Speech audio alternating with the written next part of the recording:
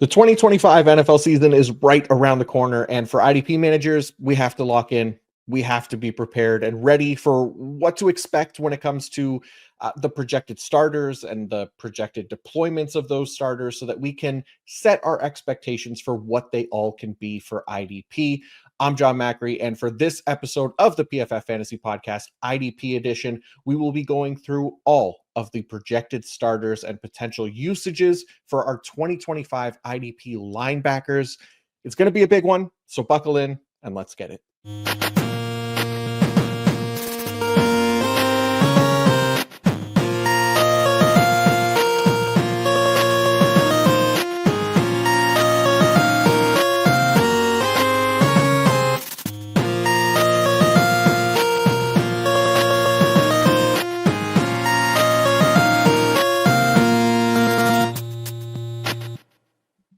All right, linebackers today. Look, as much as I'd love to do this with every single position, I think if we put it to a vote for just one position to stick with, to go through every single team, I think linebackers would win that poll, which is why we're going to focus on our green dots, our full-timers and part-timers at the position, what our expectations are all for these players, and of course, helping me run it back once again, like he has every year, the one and only Green Dot King, the great Mike Woellert. Mike, what is up, my friend?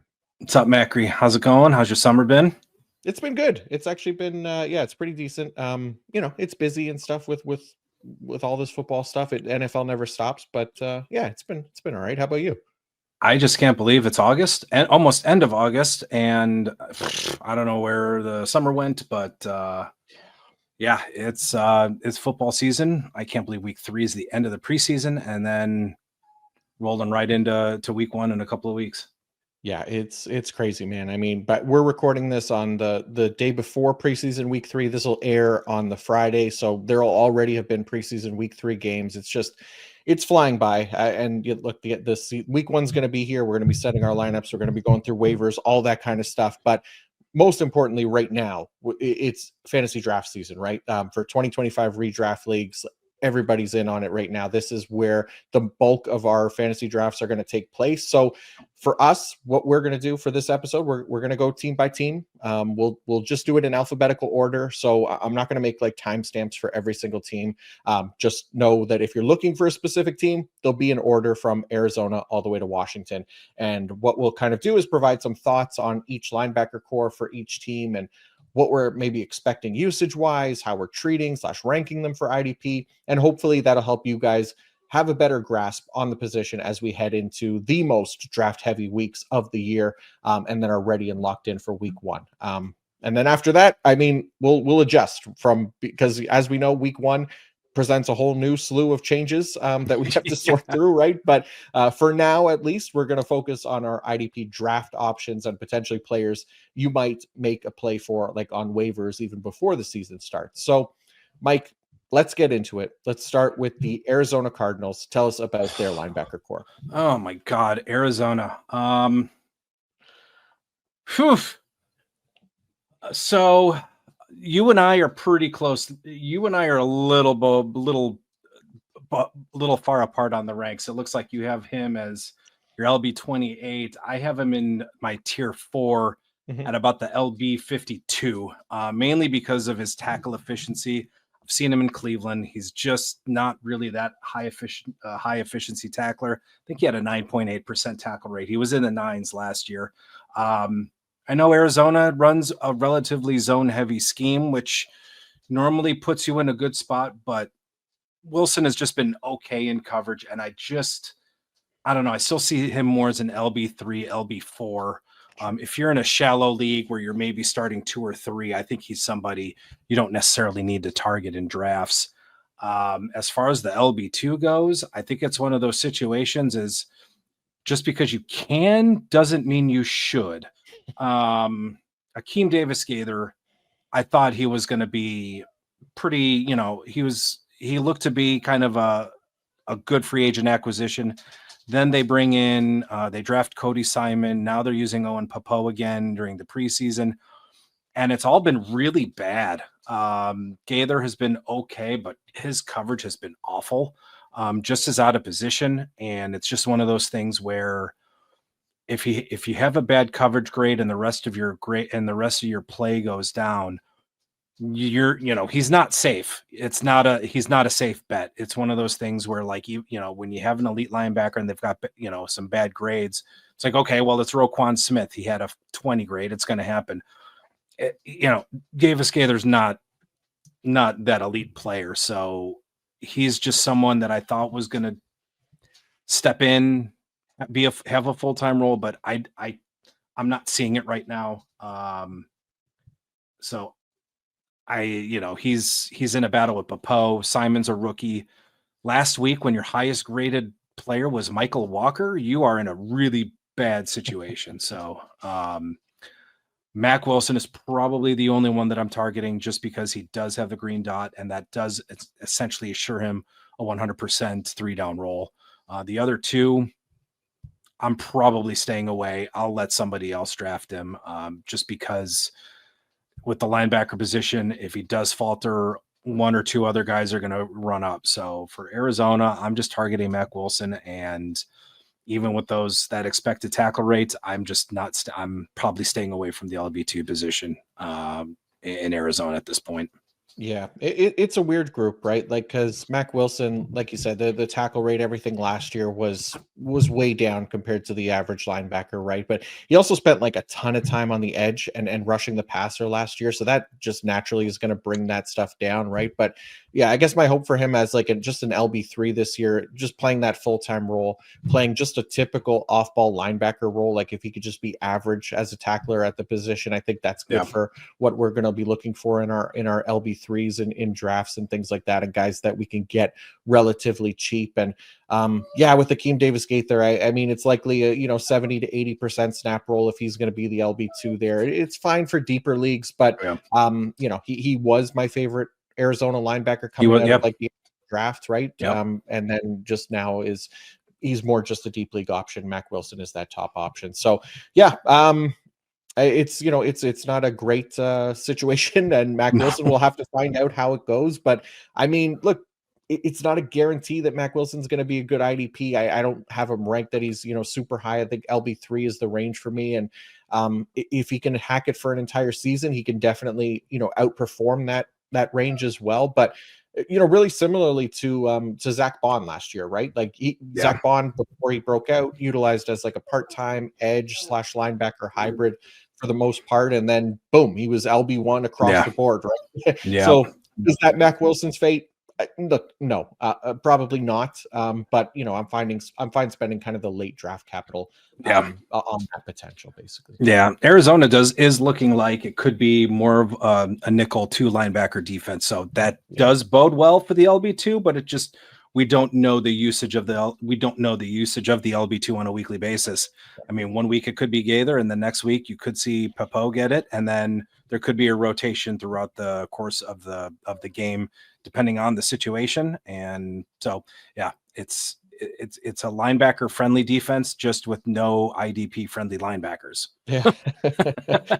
We'll see. I mean, it's going to be interesting for sure. I've been taking a few shots on Mac Wilson, right? And look, and too, like another similarity. I mean, not that Jonathan Gannon was there in Philadelphia with Zach Bond, but there's ties there as well, right? So I'm just trying to make it happen as much as I can here, because we need something. We need something at the position.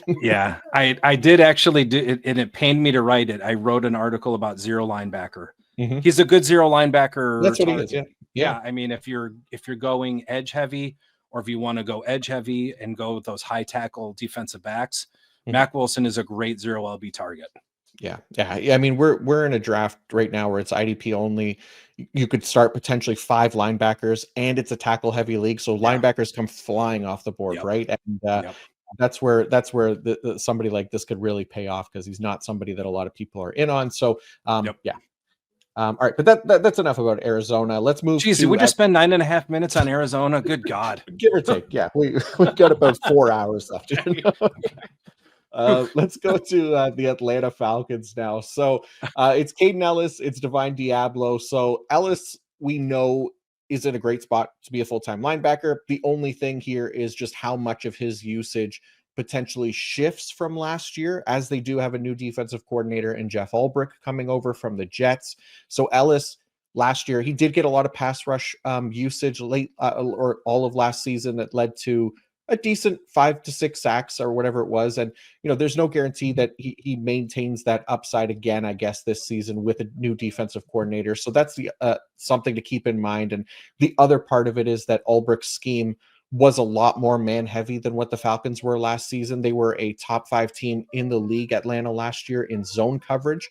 And the Jets were like 25th, right? So we'll see how that shakes out. They could always change going to a new team. So there is at least a couple things potentially working against Ellis's production potential if the data is correct, as it tends to be. So we might see a little dip in tackle efficiency overall. But I think what could also help him is that if he is rushing less, then that also helps his tackle efficiency, even if it hurts his sack upside. But I'm okay with that trade-off across an entire season. And then the other thing here is that Ulbricht has deployed 2 full-time linebackers, which opens up a potentially big opportunity for the team's LB2, which right now seems like it's going to be Divine Diablo because Troy Anderson just cannot stay healthy, right? So that's the other thing to kind of keep in mind here with this Atlanta linebacker. Could be a very different situation than last year with a new defensive coordinator. So the interesting group, Mike, potentially different than last year. What do you think about the Falcons linebackers right now? I think you and I are pretty on point with the rankings. Just looking at your rank, you had him as the 14. I had him at a 16. Still, I mean, if you get him as an LB1, I don't have a problem with him as an LB1. Again, solid tackle rate, 13.8%. So he's going to be an asset in tackle heavy leagues. He's had over 120 tackles in over 120 tackles each of his last 2 seasons. And I still think it's and even the coverage scheme hadn't really hurt. So I think since, like you said, he brings over that 2 linebacker, that nickel friendly system. Raheem Morris has talked up Divine Diablo over the course of the offseason. So I'm really hopeful that he's going to be able to bounce back in Atlanta's defense. I know they talked about him wearing the dot. I don't see it, but they said he could. He has adapted and has picked up the defense really quickly, that if he did need to wear it, he could just transition pretty smoothly to wear it. But I do think it is going to be Ellis. We haven't seen either Diablo or Ellis in the preseason. But it has been a pretty much a nickel heavy 2 linebacker defense throughout the course of the preseason. So I like Divine as kind of that late LB4. And I think he has the potential for well over 100 tackles in this system. Yeah, I mean, if he's going to be playing a full-time role, I think he's in a really good spot here. And I know Tripp brought him up when we did our IDP bounce backs episode. That was kind of the first mention of him this offseason, and talking about how he could fit into that defense. And it's stuck through, through this offseason here, and it looks like Divine Diablo. And not surprised to see Atlanta not play their starters. It's like with the Rams, Raheem Morris coming from over there. It's the same kind of thing. They just don't play their starters in the preseason. So I wouldn't expect to see them in week 3 either. But I think we can kind of treat this as a Caden Ellis and Divine Diablo group. Yep, I think so. I don't think there's trying to think of the third. I think Josh Woods has kind of been playing. So, if you're thinking of backups, you got Josh Woods. But Troy Anderson hasn't been able to stay healthy. So I think if you're in a dynasty league, I think he's one of those roster cloggers you could probably start cutting bait with. Yep, I'm with you. Let's move on to Baltimore now, Mike, where of course we know Roquan Smith. Maybe it's Trenton Simpson. Can he last the entire year? We'll find out. What do you think about the Ravens linebacker core this year? Yeah, I think Baltimore's pretty cut and dry, pretty simple. You're targeting Roquan Smith, elite production, elite linebacker. He's pretty much a good bet for 140 tackles, 13.4% tackle rate, a little bit lower, but still high production. And again, on the LB2, Simpson, I'm not enamored with. So he's not someone that, if he gets drafted, I'm not banging my head. Is he going to rotate with Teddy Buchanan? I don't know. Buchanan did actually end up wearing the dot during the preseason, so which I thought was pretty interesting. But Malik Harrison is gone. Chris Board is gone. But we saw Trent Simpson lose his job or lose some usage throughout the course of the regular season last year. So Teddy Buchanan, pretty decent draft capital.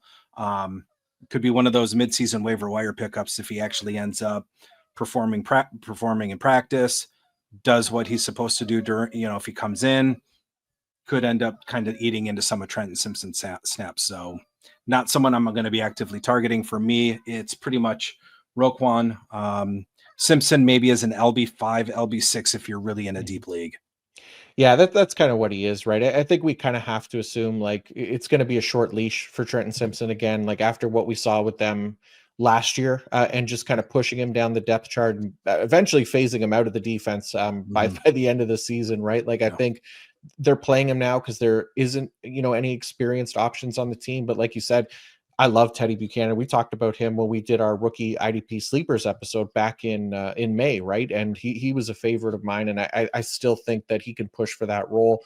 We'll see how Trenton Simpson does. I think they'll give him, some runway here to start the season. But if it goes bad, I wouldn't be surprised to see them make the swap there. But yeah, other than that, I mean, Roquan Smith, the clear and obvious one. We don't even have to spend much time on Roquan, right? Yeah. Yeah, I think the numbers speak for themselves. Yeah, everybody knows who he is. So let's go to the Buffalo Bills next. And no real major changes or shifts, I think, in expectations for the Bills linebackers this year, at least for me. Like Terrell Bernard is going to be our lead guy. He took over that role from Matt Milano last year, even got an extension this offseason, while Milano took a pay cut, as he's just not even an every down player anymore. I love Bernard this year. I have him as a top 10 linebacker for IDP. I know he dealt with injuries quite a bit last year, which hurt his production, but assuming a fully healthy season, I think he's in a great spot to bounce back and give us a big year for IDP. So you talked about Bernard also on that bounce back episode with Tripp, and he's a big target of mine early on in drafts. All the grades last year were bad, but all the grades from year one were really solid, right? So there's, somewhere in between, I think, that we can reach with Bernard. And I think the Bills' confidence in him, giving him that extension and treating him as this full-time linebacker with Matt Milano in play still, is the confidence that we should have as IDP managers. So I'm excited for Terrell Bernard this year. Matt Milano really just kind of treating him as more of a deep league option. They also got Shaq Thompson there. They got Dorian Williams still. So they got some depth for guys, knowing that, these guys get banged up a fair bit. Matt Milano specifically, right? So having some insurance for him for a Super Bowl aspiration team like the Bills is probably the smart move. But Terrell Bernard far and away the top option for me. But any difference for you there, Mike? No, we're pretty close. You had him as an LB10. I have him as 7. I think Milano and you and I are pretty close with Milano. You have him as 54. I've got him as 62. Hold on. Yeah, I've got Milano as my LB 62. Just can never stay healthy.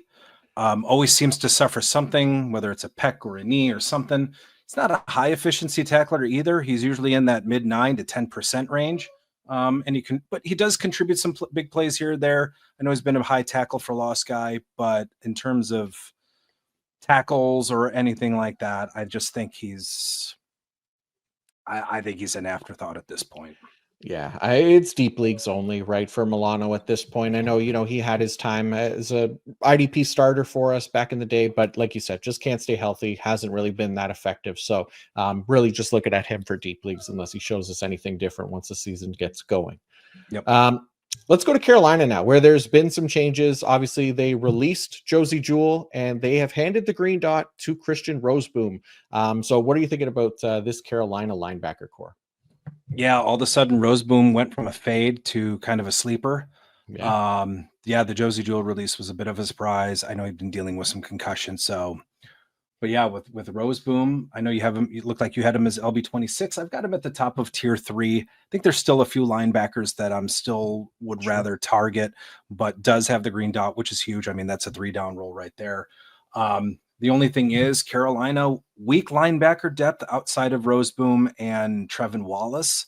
I mean, you've got Jacoby Windman, and I think he's a Kazir White or Eric Kendricks signing away from becoming irrelevant. That's the only reason why I may not have him a little bit higher.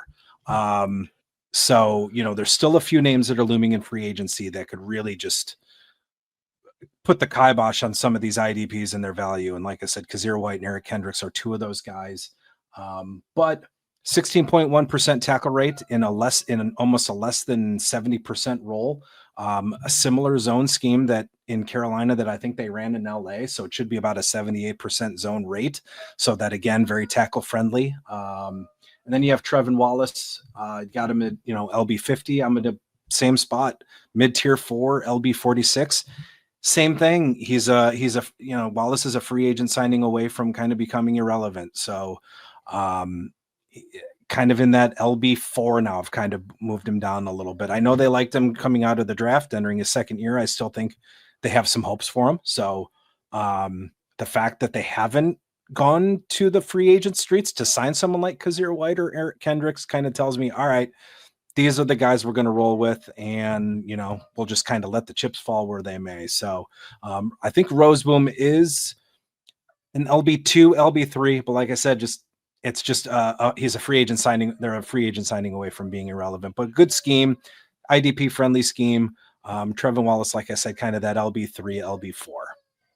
Yeah, I think that's fair. I think it's a fair way to look at it, right? Because the only thing, I think if they, with the dual release, I thought maybe they would bring somebody in earlier, if anything. But at the same time, maybe you're right. Maybe they're going to wait and see how the start of their season goes, and if they're performing well, and Bryce Young is playing as well as he did at the end of last year, maybe they do have some playoff aspirations, right? So maybe they do look to upgrade at the position and solidify the defense just a little bit more. So there's definitely that possibility. But yeah, for me, Roseboom right now being that green dot guy, it just locked in here. And I think could be a really effective tackler in the middle of that defense. Yep.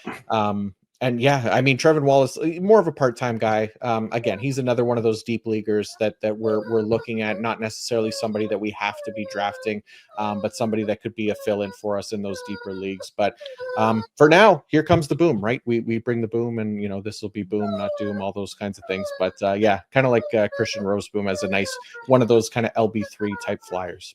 Yeah. Sorry, Mike. You had your dog was trying to chime in about she really wanted to talk about Christian Roseboom and these linebackers. Sure. I figured she'd want to come in at Cleveland, but but no, with Carolina, just watching through the preseason, that first preseason game, it looked like they went in dime for a couple of third down situations.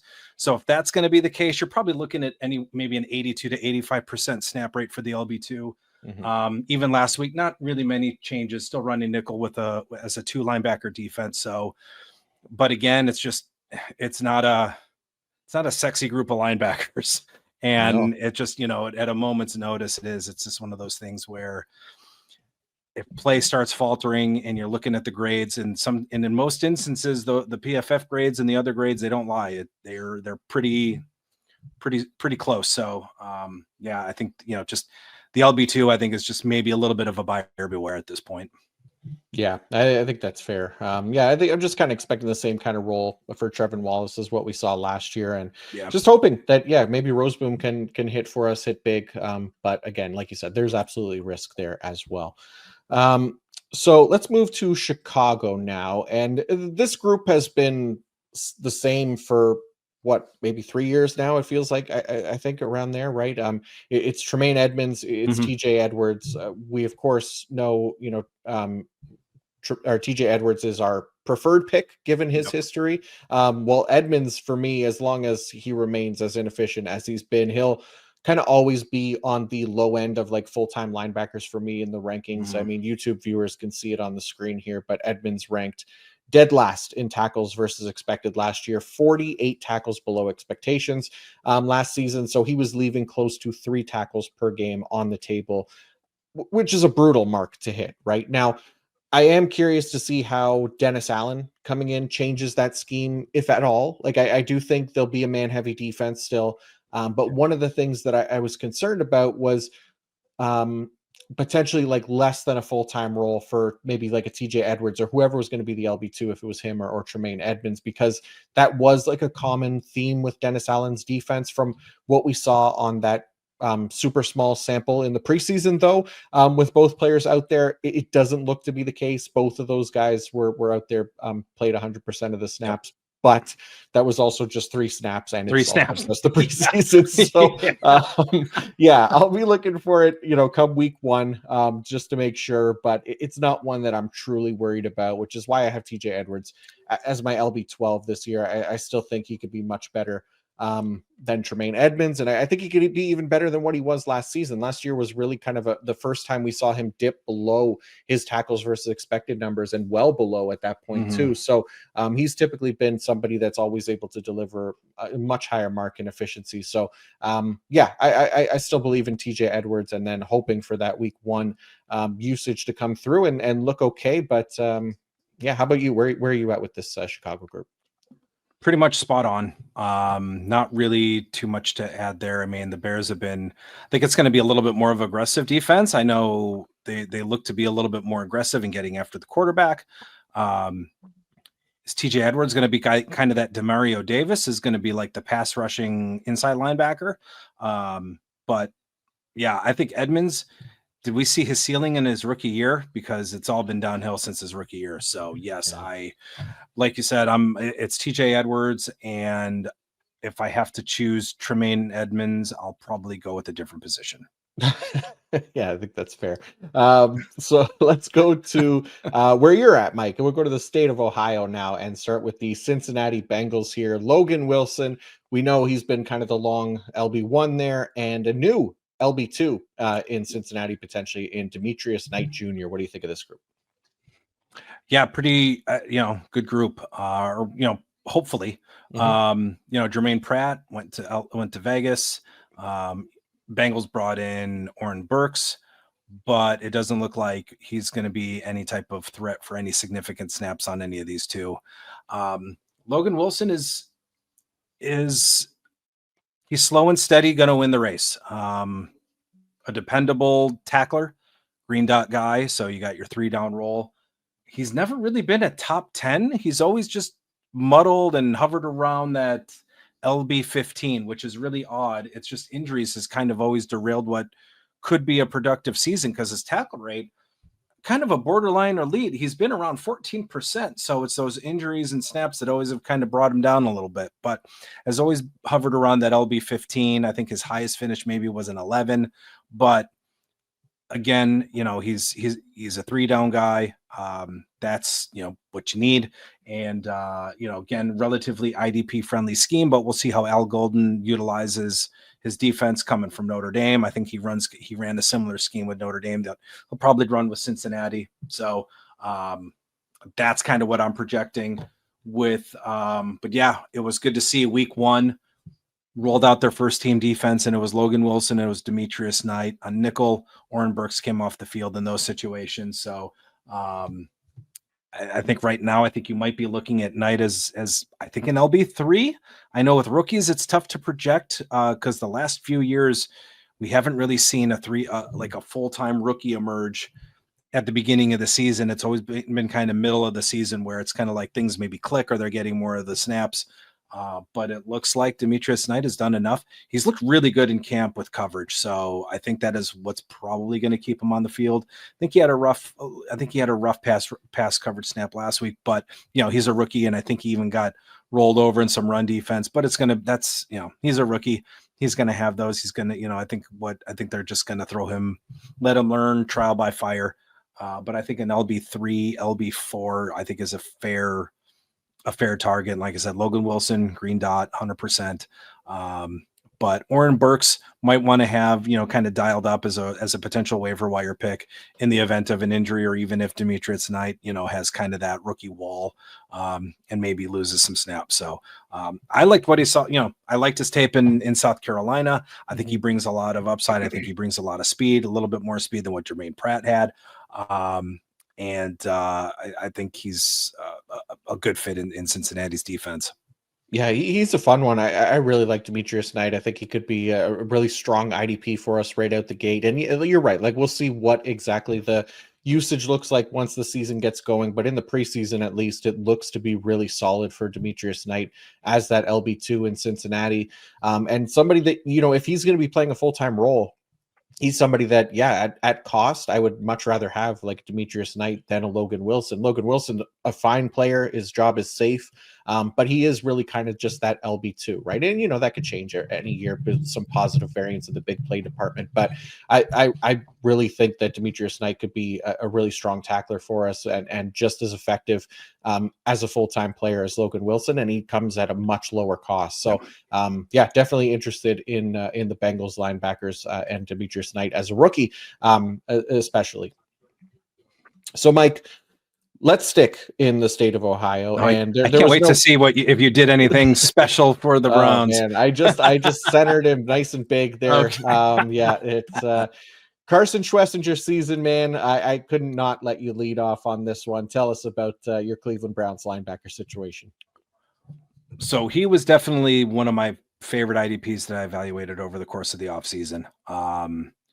Just had that makeup about him. And for the Browns, my favorite team to draft him, it was like, all right. So pretty much I have him projected at about 368 tackles. So definitely have an LB1 season. I think I'm a little bit conservative. You know, I know he had week 1 had a 46% tackle rate. I realized that is unsustainable. So I dropped him down to about a 38% tackle rate. So about 368 tackles, I think is a fair number for him this season.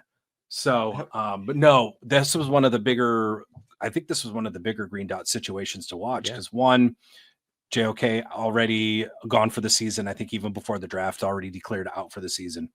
Jordan Hicks, the veteran, looked to probably be the green dot just because that was where, and then because that's what he had last season, familiarity with defense. Schwessinger gets drafted, high draft capital, 2nd round pick. And you're thinking, okay, he's probably got a 3-down role or maybe a full-time role, but then Jordan Hicks retires. And then all of a sudden, all right, I mean, who's going to wear it? It's gotta be him. I mean, Jim Schwartz has talked him up and he's just not a guy who's going to probably talk up rookies too much, but he's doing everything that is asked. If he makes a mistake, he's not making the same mistake twice. And you just saw it in week 1 of the preseason game. Immediately makes a tackle right there in space where he should be, makes a good play. So I hate to put these types of expectations, but when I see him, I think the Browns have their version of Luke Kuechly. I think they've got a guy who can come in, play a 3-down role, command the defense, lead the defense, and just is all over the place.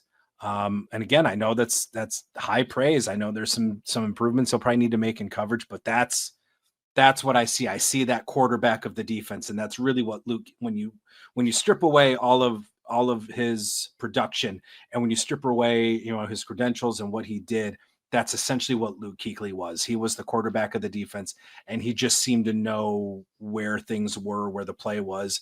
And that's kind of what I'm seeing with Schwessinger, that react, that processing. So, I think he's pretty much locked into a 3-down role. A little bit of hyperbole on the tackles. I do think he's probably going to be in the 130 to 140 range. Sure.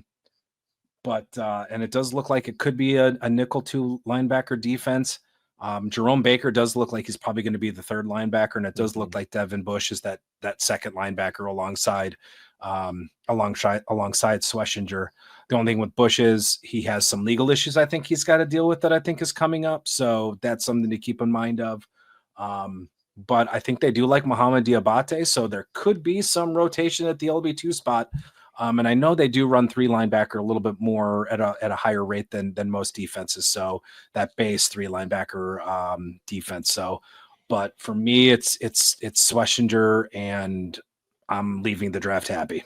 Nice. Yeah. Look, when I covered this in the preseason week 1 recap video, I was excited that Schwessinger got the green dot and everything. And I had mentioned that you were going to be on the show in just a couple of weeks, and people were going to be more hyped after you were on here talking about Schwessinger. And I mean, you did not disappoint with the Luke Kuechly comp there, because man, I miss Luke Kuechly so much for IDP. It's crazy. He was so damn good.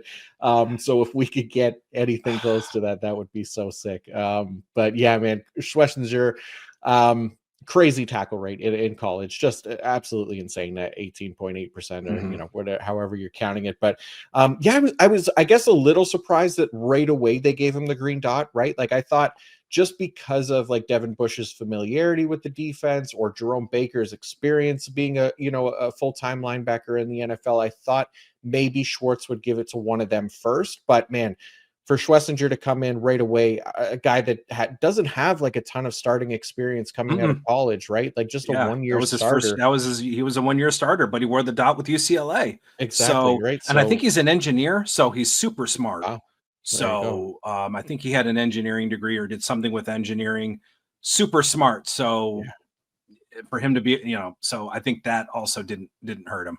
Yeah, I mean, look, this is definitely the most ideal outcome, right? Because Yeah. we know Devin Bush and Jerome Baker are not good IDPs for us. They just can't do it. So I'm fine if they want to rotate as much as they want at that LB2 position. I still think, yeah, Devin Bush looks the most likely, barring a suspension. But I mean, absolutely going in on Carson Schlesinger's season here. I got him in the LB2 range, LB16, I believe. Mike's got him as LB1 overall, in a tier of his own. Um, at 368 tackles or whatever it is. But look, the point is, like, this is a guy to be excited about. At least I think he can absolutely deliver for us right away in year one, and that now gives us two rookie linebackers at least so far. And we're going to keep working through and maybe find another one, but at least two rookie linebackers so far that we're potentially trusting here for IDP. And I know that's burned us in the past, but right now all signs do actually point to these guys being legitimate starters for us this season. Yep. So let's go to Dallas now. And if there is one thing, I mean, look, the Dallas Cowboys, we've been talking about it a lot on this channel for the past few episodes, really, that being that it is Jack Sanborn's season right now. He is the Cowboys green dot defender at the moment. It makes sense considering the other options on the team are hashtag not good, right? But he also has that familiarity with Matt Eberflus's scheme, having been with him in Chicago. We literally just talked about him on last episode, the Dark Horse IDP 1 episode. Adam had him as his choice for LB1. It does look like Kenneth Murray is his closest competition. We haven't seen Kenneth Murray yet. So, all signs right now at least are pointing to Sanborn. And yeah, we'll see. I think Kenneth Murray, he's going to play the LB2 role. He hasn't really been that healthy either, I think. So, and then you got, Maris Lufau, who is cheeks. Damone Clark has had health concerns in the past, but he's not bad.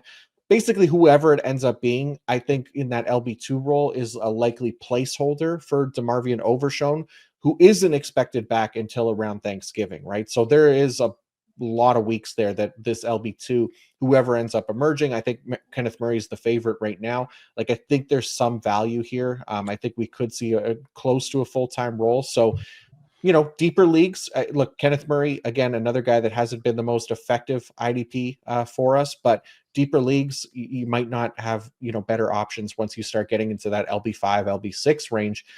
And I mean, yeah, other than that, I really like Jack Sanborn in that kind of LB2 to 3 fringe range right now for this season. And man, I don't know. There's nothing really getting me too worried about Sanborn at this point. So how about you, Mike? Where are you at with the Cowboys? Yeah, Sanborn. Yeah, like at first, I thought it was a bad spot, but it ended up being a good one. Obviously, I actually bumped him up to LB14. Nice. So I am definitely higher on him. But I mean, not to say that you're not, but I'm just saying, I think, with that 3-down roll in Dallas, I think it's still it's a tackle friendly scheme. I'm not buying Kenneth Murray, and it would not surprise me if he was on the roster bubble. Yeah, sure. So if I was going to have a dart throw, was that LB5, LB6 later on, I'm probably going to pick Maris Leofau. Just looking what I've seen in the preseason, he had a pretty solid game in week 1. Week 2 was a little but we saw Sanborn in week 1. Leofau was the nickel linebacker, so it was Damone Clark that was coming off on those packages. Clark did have a lot of snaps to himself. once Leofau and Sanborn, I think, left. So I think he had a pretty solid game once those guys were off the field. So I just don't know where Kenneth Murray fits in. I think I've actually removed him from my 3-down linebacker chart because I thought it was going to be him as that LB2, but I do think it's going to be Maris Leofau. I think he might have done enough. Haven't seen anything of Murray. I don't even think I've seen him, heard his name once, maybe during camp. So I don't know if he's playing. He's not doing anything to stand out. So I think I'm probably moving on. So like if you drafted Kenneth Murray, there's a few guys that we'll be touching on later on that I think you can probably drop him for. I might even drop Kenneth Murray for even somebody like Divine Diablo if he's out there. So that's kind of where I stand with Kenneth Murray. I know they traded for him, but I don't think they gave up too much. So I think it's just one of those sunk costs. I think they could probably move on without too much of a penalty or too much of a regret. Yeah. Look, I would not be surprised at all. Right now, I'm with you. I think Sanborn really the only one that I actually want to target outside of like super deep leagues, right? And look, the only I guess hang up I had for Sanborn and why I kept him on kind of that LB2, LB3 fringe is just what the defense might look like this year with again like thinner options at the linebacker position. Do they maybe go to more of a one linebacker system? And then if DeMarvion Overshown comes back, does he potentially cut into Jack Sanborn snaps? It's later in the season, but it would, if that were to happen, that would kind of keep his finish from getting too high on the year for production. But it's a minor risk at this point because I think both of those guys, once they're fully healthy, Overshown specifically, I think could be useful for us. But he'd have to be again fully healthy and playing a full-time role. Where Jack Sanborn, we know right now, is fully healthy and playing a full-time role. So absolutely like that one. Let's go to Denver now, Mike. We got a new acquisition, Dre Greenlaw, in there to be potentially the leader of the defense now, and an old favorite, Alex Singleton, is still in the mix and coming off torn ACL from week 3 last season, but he played through that game with that torn ACL and still racked up double-digit tackles. So the guy's an absolute machine. So here he is again, potentially looking to put another year together for us of high-end tackle efficiency. Yeah, I think he recorded like 11 or 12 tackles in that game. I think it was someone crazy. Then next thing you know, it's like his season's over. It's like, wait, what? What? Yeah, heartbreaking. You played okay. Played with okay, all right.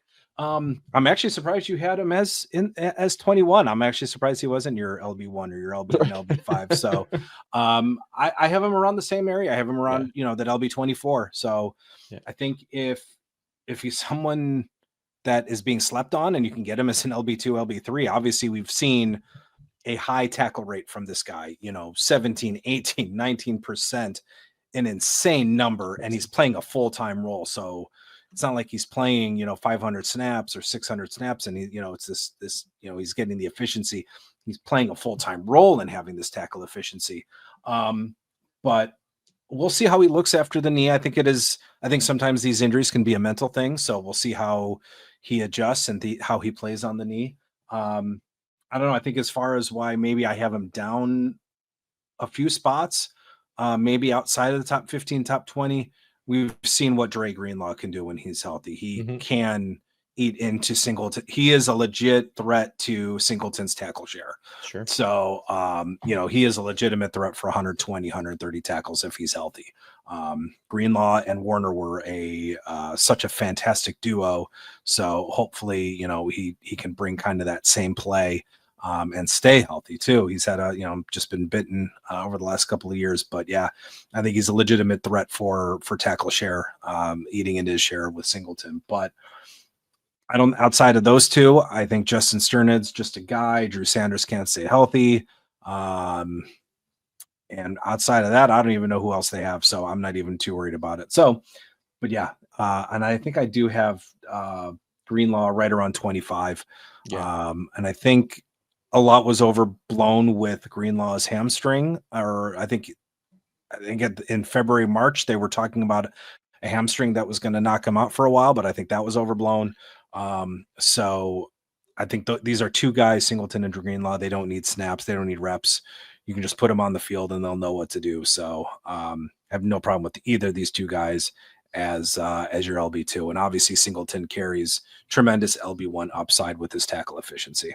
Yeah, that's the thing. There's nobody that tackles at a rate like Alex Singleton, and hopefully, maybe Carson Schwessinger will challenge him this season. Who knows? But yeah, I'm this basically in the exact same boat as far as rankings go. Singleton at LB 21, Greenlaw at 24, and the only reason that Greenlaw is lower is basically, like you said, that he was dealing with some injury. He missed some time. He's dealt with injuries the past couple seasons now, so that part of it, how healthy is he going to be? Is he going to make it through an entire season? And as good as he is, he's just not the efficient tackler that Alex Singleton is, right? So that's why they're close. I think they're both going to be playing pretty high volume roles here, obviously, and I think Denver's got a really fun defense, so I think either one of these guys, I think you're in a good spot with them as potential starters for this season. Yep.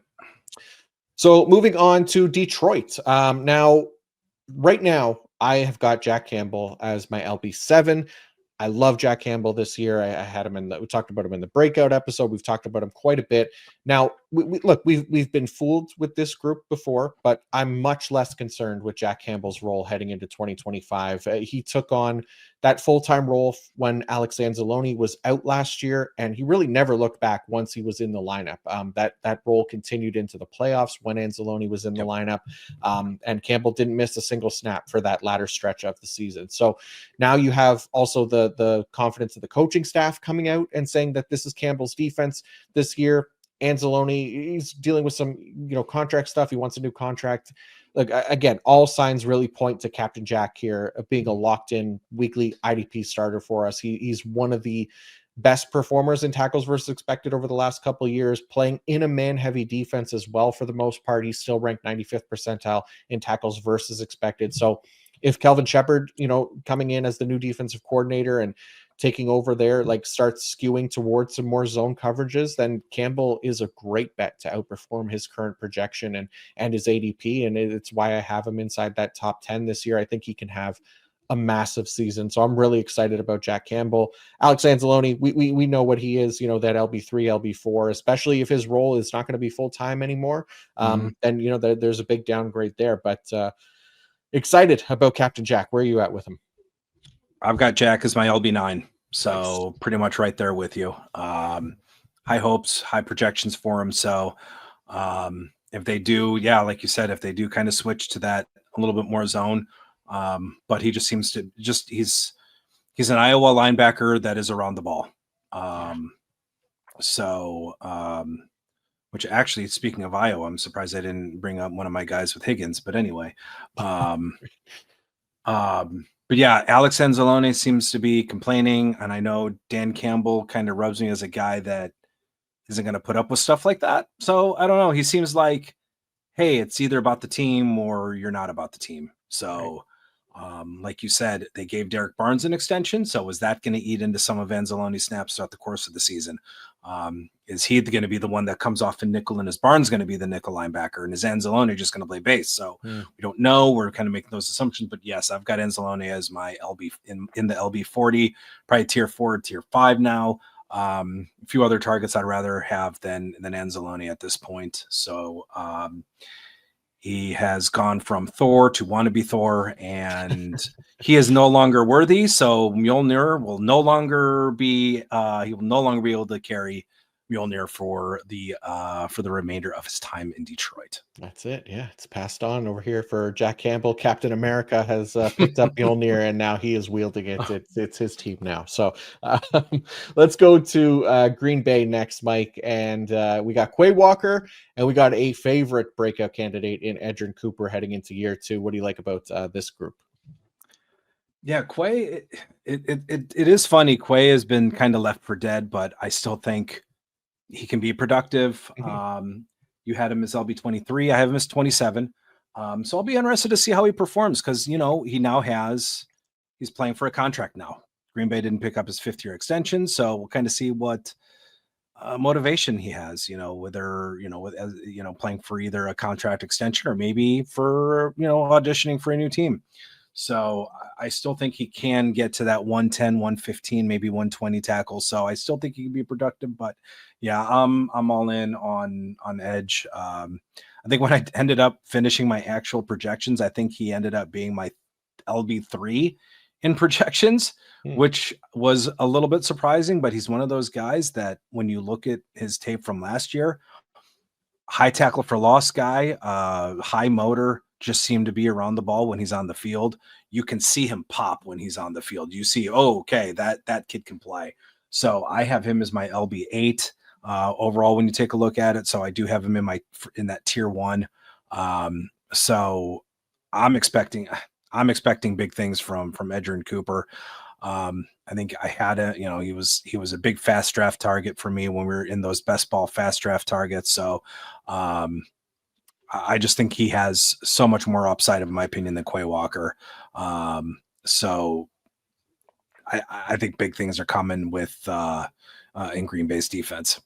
Yeah, I think it could be a fun one. Look, I'm with you. I think Quay Walker definitely is still a solid option there in that kind of LB2 range. But I think for upside purposes, Edgerrin Cooper is kind of the guy, right? Like I think we saw that last year, and what he did on a limited sample size around between 500, 600 snaps, whatever it was, and Yep. now he's very similar to Jack Campbell, right? He took on that full-time role and never looked back, right? So I think they can't put that genie back in the bottle now that he's out there, and Edgerrin Cooper is going to be somebody that I think is going to be very productive this season. And unsurprisingly that a lot of people are very high on him. I got him as LB13 right now, so ahead of Quay Walker. And yeah, I think both of these guys are definitely solid options though here for IDP this season. I mean, Walker's the dot. I don't at this point. Yeah. So I mean, he does have a three down role, but when you would see Cooper play, it's like, why would you want to bring him off the field? Yeah, I mean, I know I'm only barely an amateur, but whenever I see him play, he stands out. He pops. So I just think he's going to be one of those guys that I don't know. He's just should be difficult to keep off the field. He just makes plays. Yeah, he's damn good. All right, let's go to Houston next. And I got Azeez Al-Shaair and Henry To'o, aka Hanky Two Toes. Now, things are really looking really good for Azeez Al-Shaair. Coming out of the preseason so far, we only got 3 drives from the starters in the second preseason game. Azeez Al-Shaair played 100% of those snaps, and he was the first to get the starters rest treatment. So outside of Al-Shaair, I like Al-Shaair. I think I'm as LB20, but anywhere in that LB2 range is fine with me. We're looking at basically deep league options for whoever the LB2 is, because even Hanky Two Toes there, like he was working as LB2, but he was coming off the field on most of the third downs. You got Christian Harris, potentially. That guy is another one that can't really seem to get healthy and stay in the lineup. Who knows what'll happen there if he can get healthy. So for now, it looks like To'o as our kind of deep league option. And then like EJ Speed, if you're in like 32 team leagues, he's kind of the base package linebacker / handcuff option, if any two combination of Harris, To'o, and Al-Shaair are out. But feeling really good about Al-Shaair. I think there's a nice full-time role there for him. I know he missed a bunch of time last year, so he wasn't able to deliver for us, but can absolutely get there again this season. And To'o, he was fine last year filling in, but it's going to be a part-time role. Not really somebody that we need to target in basically, in the shallower formats. Yeah, Al-Shaair green dot. So, I mean, as long as he's healthy and not committing personal fouls that get him suspended, he's not leaving the field. So, the only thing is, it's 120, 130 tackles is okay, but it's certainly not that Tennessee defense that allowed him to get 160. So, right. But yeah, noticed the same thing last week. I think EJ Speed probably has gained ground a little bit on Christian Harris as that LB3. So, but again, Harris and Speed aren't guys that you're going to target. But yeah, no, I noticed that first 2 series, Speed came in on a third down for 2 toes. But I think it's one of those things. To'o is probably going to see between an 80 to 85% snap rate. So a useful rate in those leagues where you're looking at 3 or 4 linebackers. So, but Al-Shaair is the one you're gonna target first. Green dot, 100% roll. Just hope he doesn't commit any kind of questionable plays that get him suspended. Let's hope. All right, let's go to Indianapolis next, Mike. We haven't seen Zaire Franklin or Jalen Carley's this preseason because they are banged up. So, right now they're currently projected as the starter, but any concern, I guess, with these guys heading into week 1? I've got less concern on Zaire. Jalen Carley's, I have no read on what's happening with Jalen Carley's. I mean, you've got Zaire as your LB1. I've got him as my LB2. Mm-hmm. I'm more optimistic with Zaire because at least he's dressed, he's practiced. Right. He was dressed and ready to go for the week 2 preseason game. He's not a guy that needs to play. So I'm less concerned with Zaire than I am with Jalen. I have no idea what to make of Jalen Carley's. Another injury's popped up. And now Joe Bashie is looming and has familiar with Lou Anarumo's defense and has actually played pretty well in his week 2 within the preseason. So Anarumo is not going to be a guy that is just going to hand off a role just to somebody just because, he was here. So I think Joe Bashie is probably someone you need to have on your radar at this point, because if you're looking at what Anarumo ran out in Cincinnati, it's pretty much a 2 linebacker defense, pretty nickel. Pratt had about 90% of the snaps last year. Mm-hmm. So if Bashie gets that role, I mean, you could provide value in those early goings of the regular season. I mean, he could be a waiver wire pickup if he gets the LB2 role, whether Carley's is out for an extended period of time or Bashie just totally outright beats him. So I'm a little bummed because I did like Carley's coming into this season.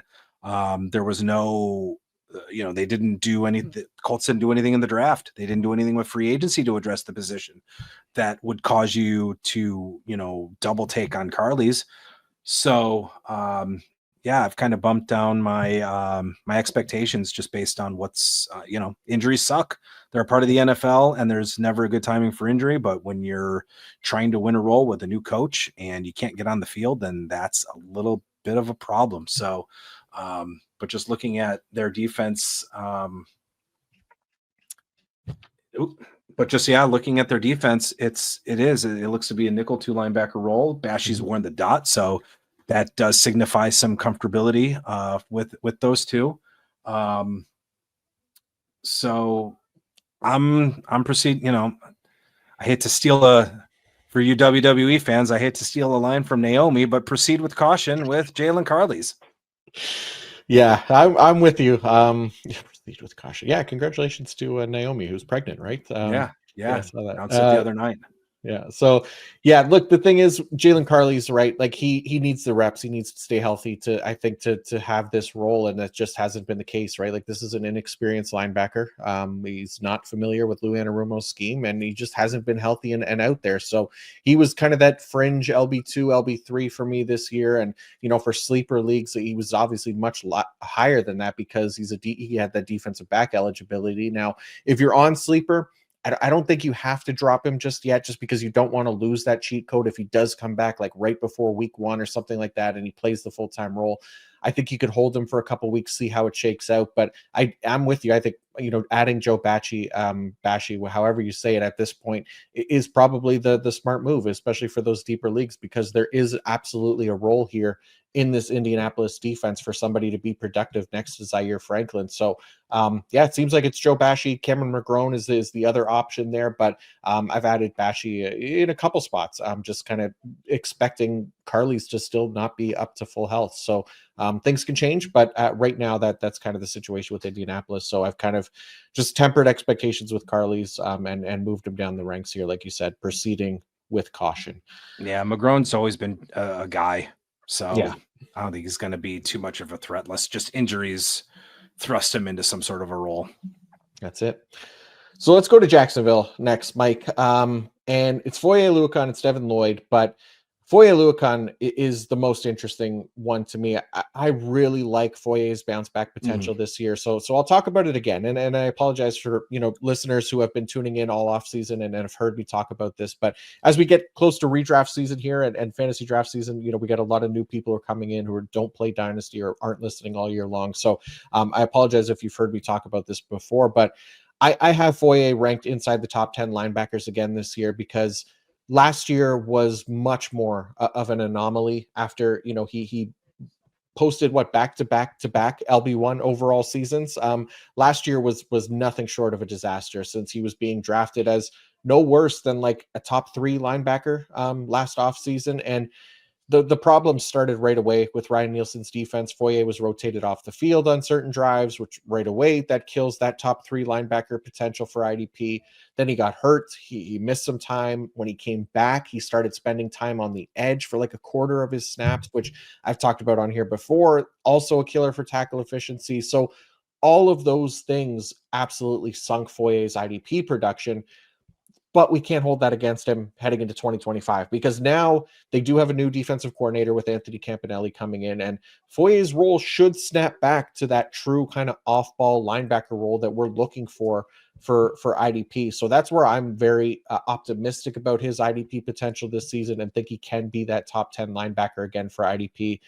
Other than that, and Foye specifically, like Devin Lloyd, also an option. I wouldn't be surprised if Devin Lloyd wasn't a full-time player this season. He's someone that the team doesn't seem completely sold on. Like, again, that could change, but they didn't exercise his 5th-year option. And on the 2 drives that we saw the starters for this preseason, Foye was the lone full-time option. Lloyd came off the field on 3rd and long on that first drive. And then he rotated off the field for the second drive for Ventrell Miller before coming back in on the 3rd drive. And even then, he was still not full-time compared to Chad Muma, who was the full-time linebacker for that 3rd drive. So I don't think there's enough of a role there to trust Lloyd too highly in drafts right now. He's another one, deep league option only. The name I think that I'm keeping an eye out for is still Jack Kaiser. He's another one that we talked about in our rookie IDP sleeper episodes from back in May. And I really like him. I like his potential to maybe get his feet wet this year, potentially earn a larger role in year 2, because Devin Lloyd and Chad Muma, both free agents at the end of this season. So I'm really interested in what Jack Kaiser can do if we see him at all. But Foye, top 10, Devin Lloyd, really deep league option only for me. Yeah, I thought Lloyd was going to be a breakout. I still have a little bit of hope, just because I thought there was a lot of talk about maybe Lloyd kind of being obviously not as, maybe not having that same talent, but has the same traits as Edgerrin Cooper, can get to the quarterback, pretty decent in run defense, pretty good in coverage, a pretty good overall linebacker. So that's where I was kind of hoping, okay, maybe this is kind of Campanelli will kind of use him as kind of that weapon. Luakon, a tackle machine. We know what he can do. So, I mean, a Luakon going to wear the dot again this year. So he's back into that 3-down role. But yeah, when I saw week 2, when I saw him come off, he had one dime snap came off. Like you said, that second series, I don't even think he played at all in that second series. It was a 3 and out. It was just Foye and Ventrell Miller. And then again, 7 snaps in that second series. I think they do want to see what they have in Chad Muma, just because it is his final year. I think they were trying to get a look at him, but I'm hoping for at least an 85% snap rate for Lloyd this year. I've definitely lowered his projections a little bit, but yeah, like you said, as far as the future goes, I do like Jack Kaiser. I think he's popped a little bit. He seems, kind of has a good grasp on what's going on in the defense. So, but yeah, Kaiser, I think for the future, definitely looks kind of like a future middle linebacker who can take control. So not interested at all in Miller. I still think he's only going to be kind of that base down type of guy. But we'll see week 1. I don't think Devin Lloyd, if you did draft him, if you've got a decent linebacker group, I don't think he's someone you can start. I don't think he's someone you have to necessarily start in week 1. So you can kind of keep him on the bench, see how the usage goes, and kind of go from there. But yeah, Foye, definitely, I have him back in as a tier 1 LB1. I think he's my LB12. Definitely is going to push for the LB1 if he's got the full-time role, since he's got the dot. I mean, we've seen his tackle production before, 160, 170 tackles. So yeah, he's always in the conversation for an LB1. Yeah, absolutely. Love Foye. So yeah, there you go. I know a lot of people have been asking about him. So there you go.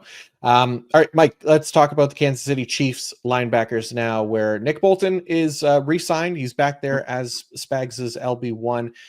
What do you think about his outlook for this season? Bolton, I think I'm hoping the last couple of seasons may have been outliers. I know he's been banged up. I know he's he's well liked in Kansas City's locker room, so he's got that going for him. He's the green dot. Spags trusts him, so he's got a 3-down role. I don't see too much changing between the defenses last year, and I think Tranquil is an interesting LB3, is an interesting option.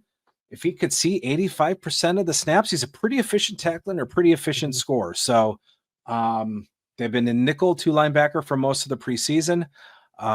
Leo Chanel has gotten some extra snaps, so I'm not saying Chanel is an option, but he could be an interesting guy in deeper, like I know I've seen him go in like deeper best ball leagues.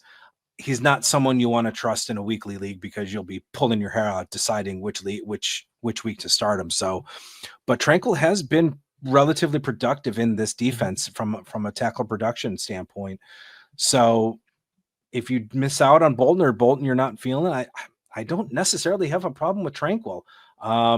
Knows the defense, and I think Spags trusts these 2 guys to play and run his defense. So I don't think we necessarily need to be worried about being spagged as we used to say. So the guys like Jack Cochran, I don't think you need to worry about. So I think it is just going to be Drew Tranquil and Nick Bolton for the defense.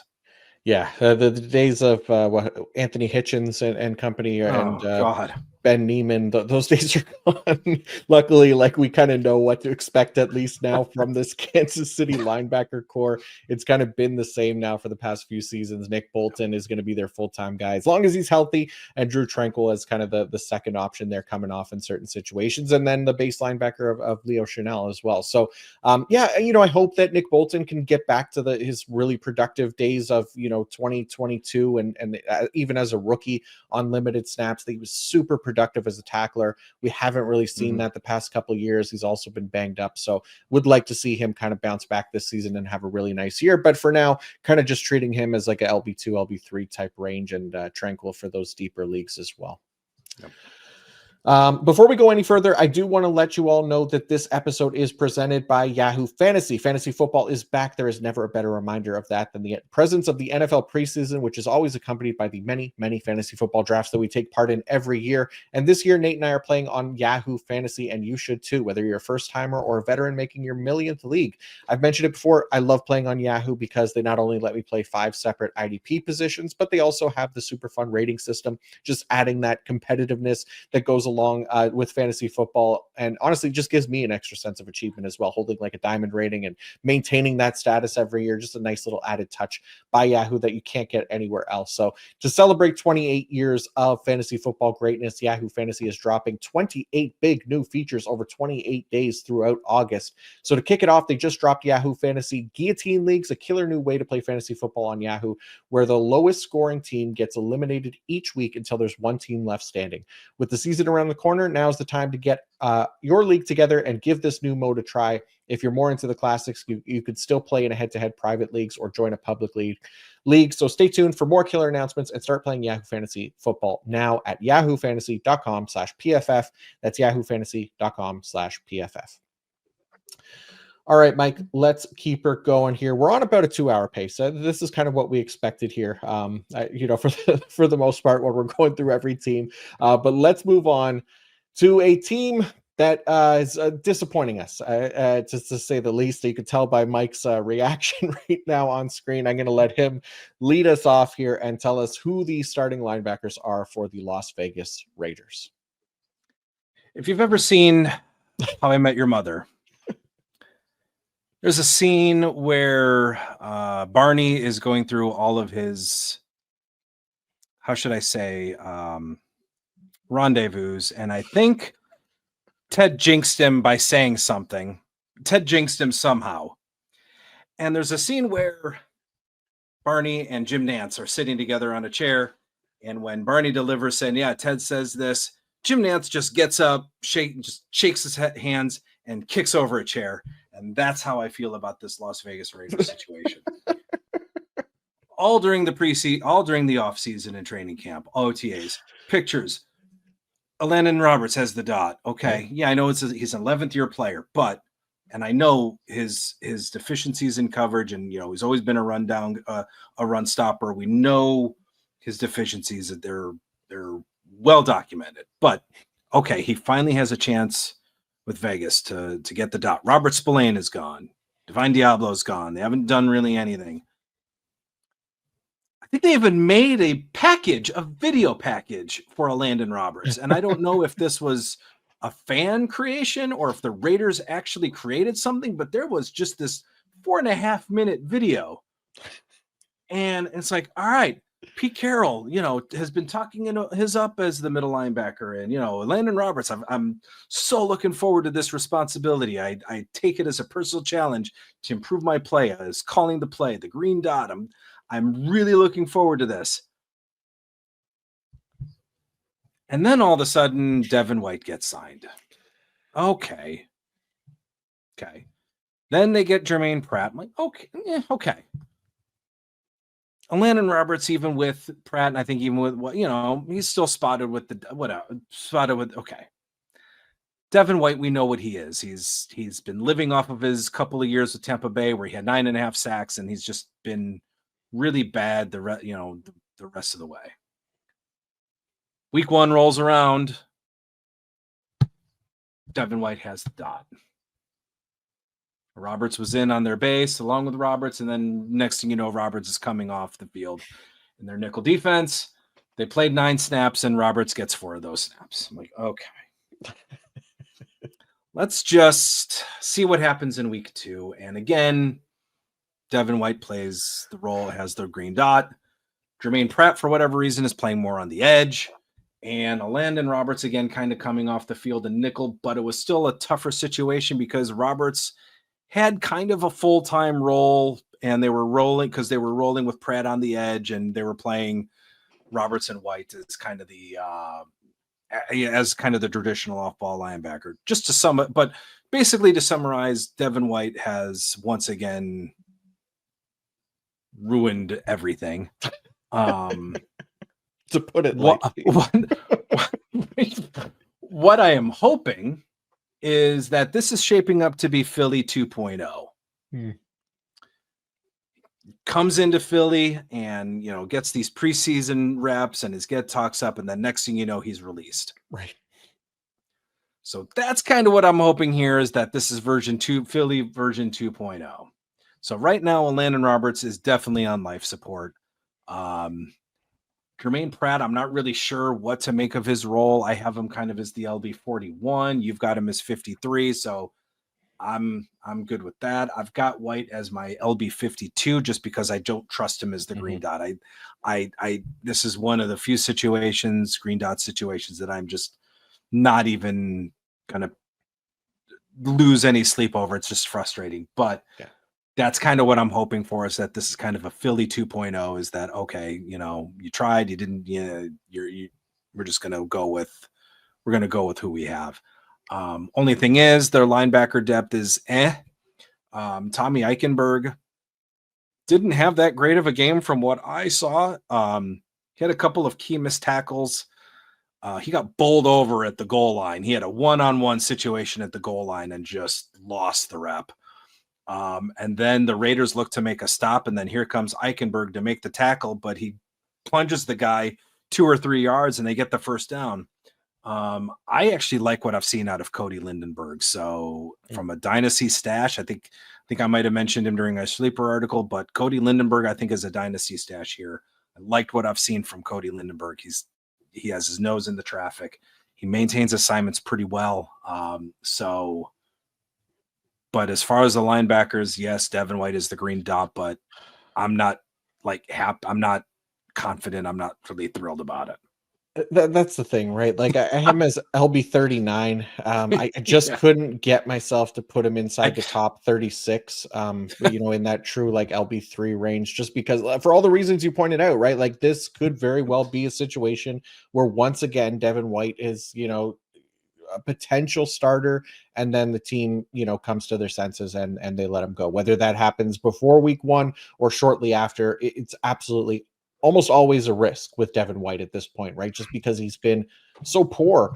And at the same time, like you said, he's the green dot right now. He's got the only full-time role on the team right now. So for that reason, he's somebody that you could take a swing on late in drafts and hope that he pans out. And, maybe he does look like 2022 Devin White and he's really effective again. And, maybe he could get a few sacks in there as well. But he's not somebody I want to invest too highly in. He's outside that top 36 for me again. So he's somebody that I'm going to look at more for later parts of drafts, but somebody that could be a full-time player as well. So we do like that part of him. And then for Jermaine Pratt, the thing that I talked about in the preseason week 2 recap episode, and not only was he not a full-time player, but like you mentioned, Mike, he was spending some time on the edge. Like 6 of his first 9 snaps were spent on the edge, right? Yep. That we don't love that usage. That's the kind of usage that is very similar to what like a Mac Wilson was getting last year, right? With that 9% tackle rate that he had. So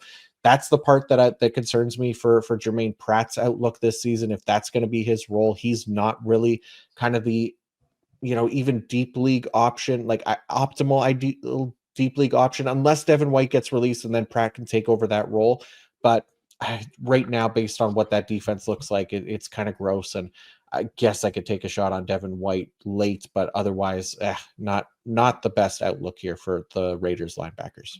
Yeah, trusting Devin White is like giving the keys to Joe Biden and letting him drive across California and trusting him to drive cross country across California. You don't feel great about it. So it's just frustrating. And Jermaine Pratt, an edge, I don't see him as an edge. And I don't really think the Raiders are that Beretta talented edge. I mean, you've got Crosby, you got Kuntz back, and you've got, Tyree Wilson who's serviceable. So I don't understand the Pratt use. I don't understand the edge usage for Jermaine Pratt. Yeah, it's definitely a weird one. I don't know what the plan is there for that scheme, but yeah, Jermaine Pratt right now, not really on my radar for most formats. So let's move to the Los Angeles Chargers. And this group, look, I mean, Diane Henley, I think is going to cook this year. I got him as LB6 in my ranks. He's playing in that zone heavy defense that we love. And it's just basically a rotation of poo around him. So I love Henley this year. I don't really have any questions or concerns about him. I don't think anybody really should at this point. I know we joke about it all the time, that LB or that week 17 game where he literally didn't put up a single point somehow on a full-time snap roll across an entire game. That's almost impossible to do for a linebacker. Don't bank on that again, and don't hold it against him. I know it sucks, especially in championship week, but it's not something that we're going to carry over until the next season. Really still like Diane Henley's outlook this season. And next to him, I feel like I'm on the brink of losing all faith in Junior Colson, because he's currently behind Denzel Perriman again this offseason, which is very concerning, considering that this is the Michigan coaching staff that drafted him day 2 last year. Like, I'll probably give him until the end of this season before completely being out on him. But what I'm looking for is not necessarily overtaking that LB2 role right out the gate, but he has to get there on his own as the year progresses. Like, it can't be because of injury, which is possible too, because Perriman is not going to stay healthy. But yeah, like I need to see Junior Colson overtake that role on his own and earn a larger snap share. Otherwise, man, if he can't do it in this defense, I don't really have much faith in him. So for now, like Perriman, sure, I guess he's a deep league option, but I would not be surprised to see that same gross rotation at the other basically non-Henley linebacker spot again this year, where none of these guys are trustworthy other than Diane Henley, obviously. So it's one that week 1, I'm not starting anybody but Henley, and we'll see how things shake out as the year goes on. Maybe Colson can earn a larger role, but really frustrating to see him still kind of struggle here to move up the depth chart in preseason. Yeah, Henley's the green dot. There's no question there.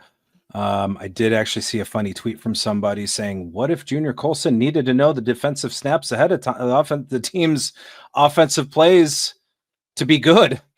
Oh, is that when he was with Michigan?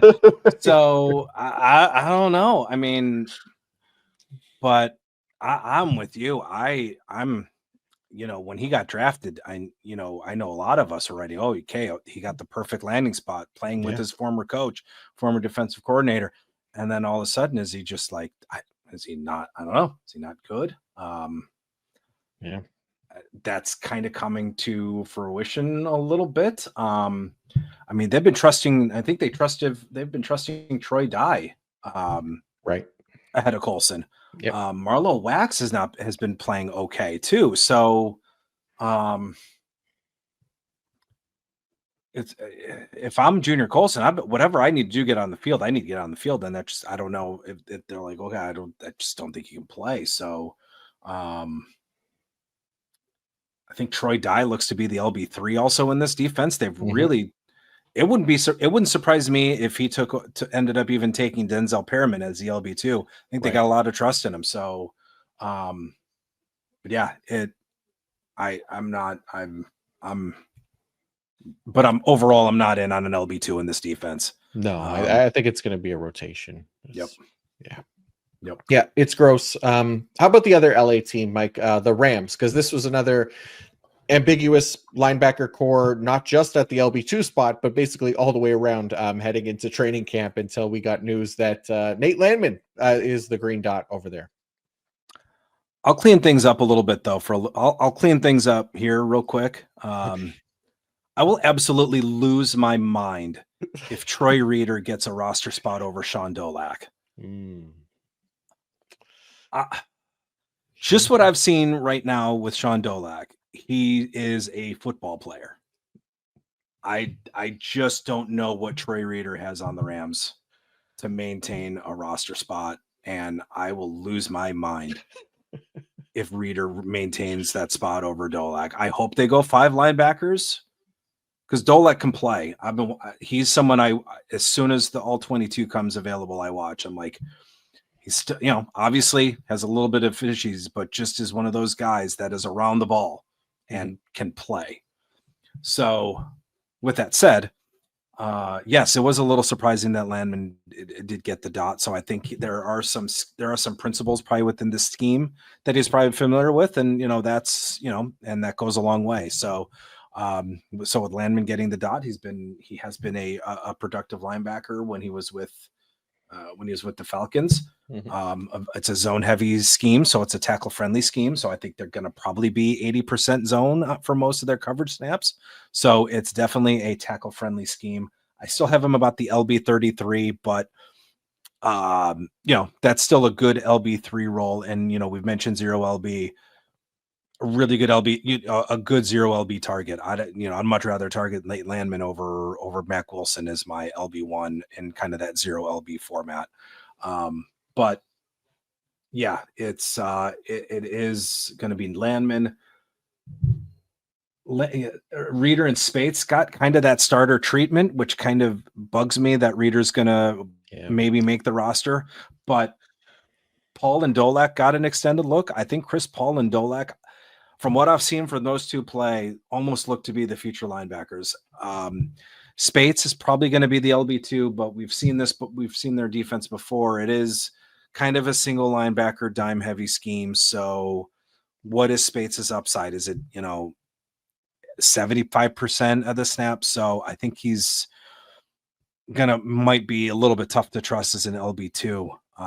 So that's kind of, it's kind of Landman, and maybe Spates is maybe a 5 or a 6 in a deeper league. Or if you're in like an all IDP league, maybe an LB4 and LB5. Hopefully he can get on the field, have kind of like an Ivan Pace type of efficiency where just he seems to produce no matter when he's on the field. So that's kind of how I'm attacking the Rams situation. It's Landman, and then kind of see how things shake out. Yeah. And Spates, look, to his credit, he was pretty effective last year, right, in a part-time role. So I think he could be fine there, just again for deeper leagues only. And Landman is just another one of those names, like Mac Wilson, like a Christian Roseboom, like a Jack Sanborn, who is new to us basically this year as full-time players, but they're guys that because they're new, they're going to come at a pretty decent value here, and they can definitely hit and be productive for us on a weekly basis because they're playing full-time roles. So yeah, I don't think you have to spend up to get them, but they're definitely those kind of LB3 targets that I like to take swings on if I've been, fading the linebacker position a little bit in drafts.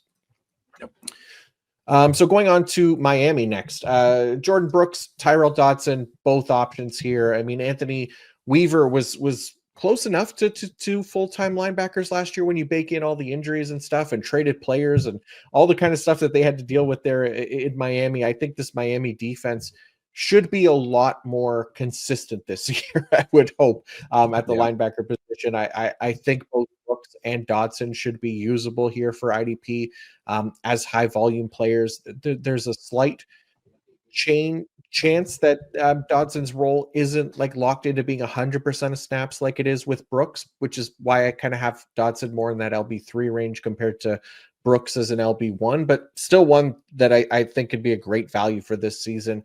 Like both of these guys quite a bit, not players that are, flashy or sexy, but guys that can be productive tacklers, which is really what we're looking for the most part. If you don't want to spend up on the Roquan Smiths, the Zaire Franklins of the world, like Tyrell Dodson is a perfect kind of name that you can grab that should be a nice high volume option here in Miami. And Jordan Brooks, if you are looking to spend for an LB1 and one that doesn't come with necessarily that cost every time, he's somebody as well that I like quite a bit. And Willie Gay, I think, is potentially the base linebacker there in Miami, but not really interested in him for IDP. So for me, it's Brooks and Dodson. What do you think about this group, Mike? Yeah, pretty simple. I don't really think there's anything more to really say. Brooks is a high volume tackler, been pretty solid as a full-time role. Dodson finally, I don't think needs to worry about being traded again. I know he was passed over a bunch of times last season, so I think he finally has a season of being comfortable within a defense. So we saw Dodson with a pretty high tackle rate last year, so I think both of these guys can be productive in the defense. Yep, I'm with you. So let's go to Minnesota next, where we got a couple favorites, at least for this show, Blake Cashman and Ivan Pace Jr. Mike, what do you think about the Minnesota Vikings linebackers for 2025? So this might be our bigger discrepancies. Cashman, you have as the LB5, I have as the LB26. So for me, it's probably a little bit of a health thing. Sure. Plus, his tackle efficiency in a tackle-friendly defense was only around 12%. He actually had a better tackle rate when he was with Houston at 16%. So with Cashman, it's always a little bit of a health thing. Plus, again, like I said, 12% tackle rate last year. So I have him more as an LB2, sure. But green dot guy. So I mean, obviously, don't want to discount that, but that's kind of where I have him. Like I said, if he can play a full season, I think he definitely has that upside, but it's that efficiency last year that kind of gives me a little bit of a pause on ranking him a little bit higher than where I have him. But I definitely think there's a case for him to be, top 10, top 12 linebacker for sure. But until he does it, I need to see it. Then Pace is one of those high efficiency producers. Produced 0.29 fantasy points per snap last year, which is actually a pretty good rate for someone who's playing 50-60% of the snaps, 72 tackles and just over 400 snaps. So I mean, when he's on the field, he produces. It's just you don't know when he's going to be on the field, and it's a volatile. It's way too volatile to rely on somebody that has this low snap rate or that doesn't have a full-time snap rate to depend on these numbers on a weekly basis. Things kind of looked okay in week 1.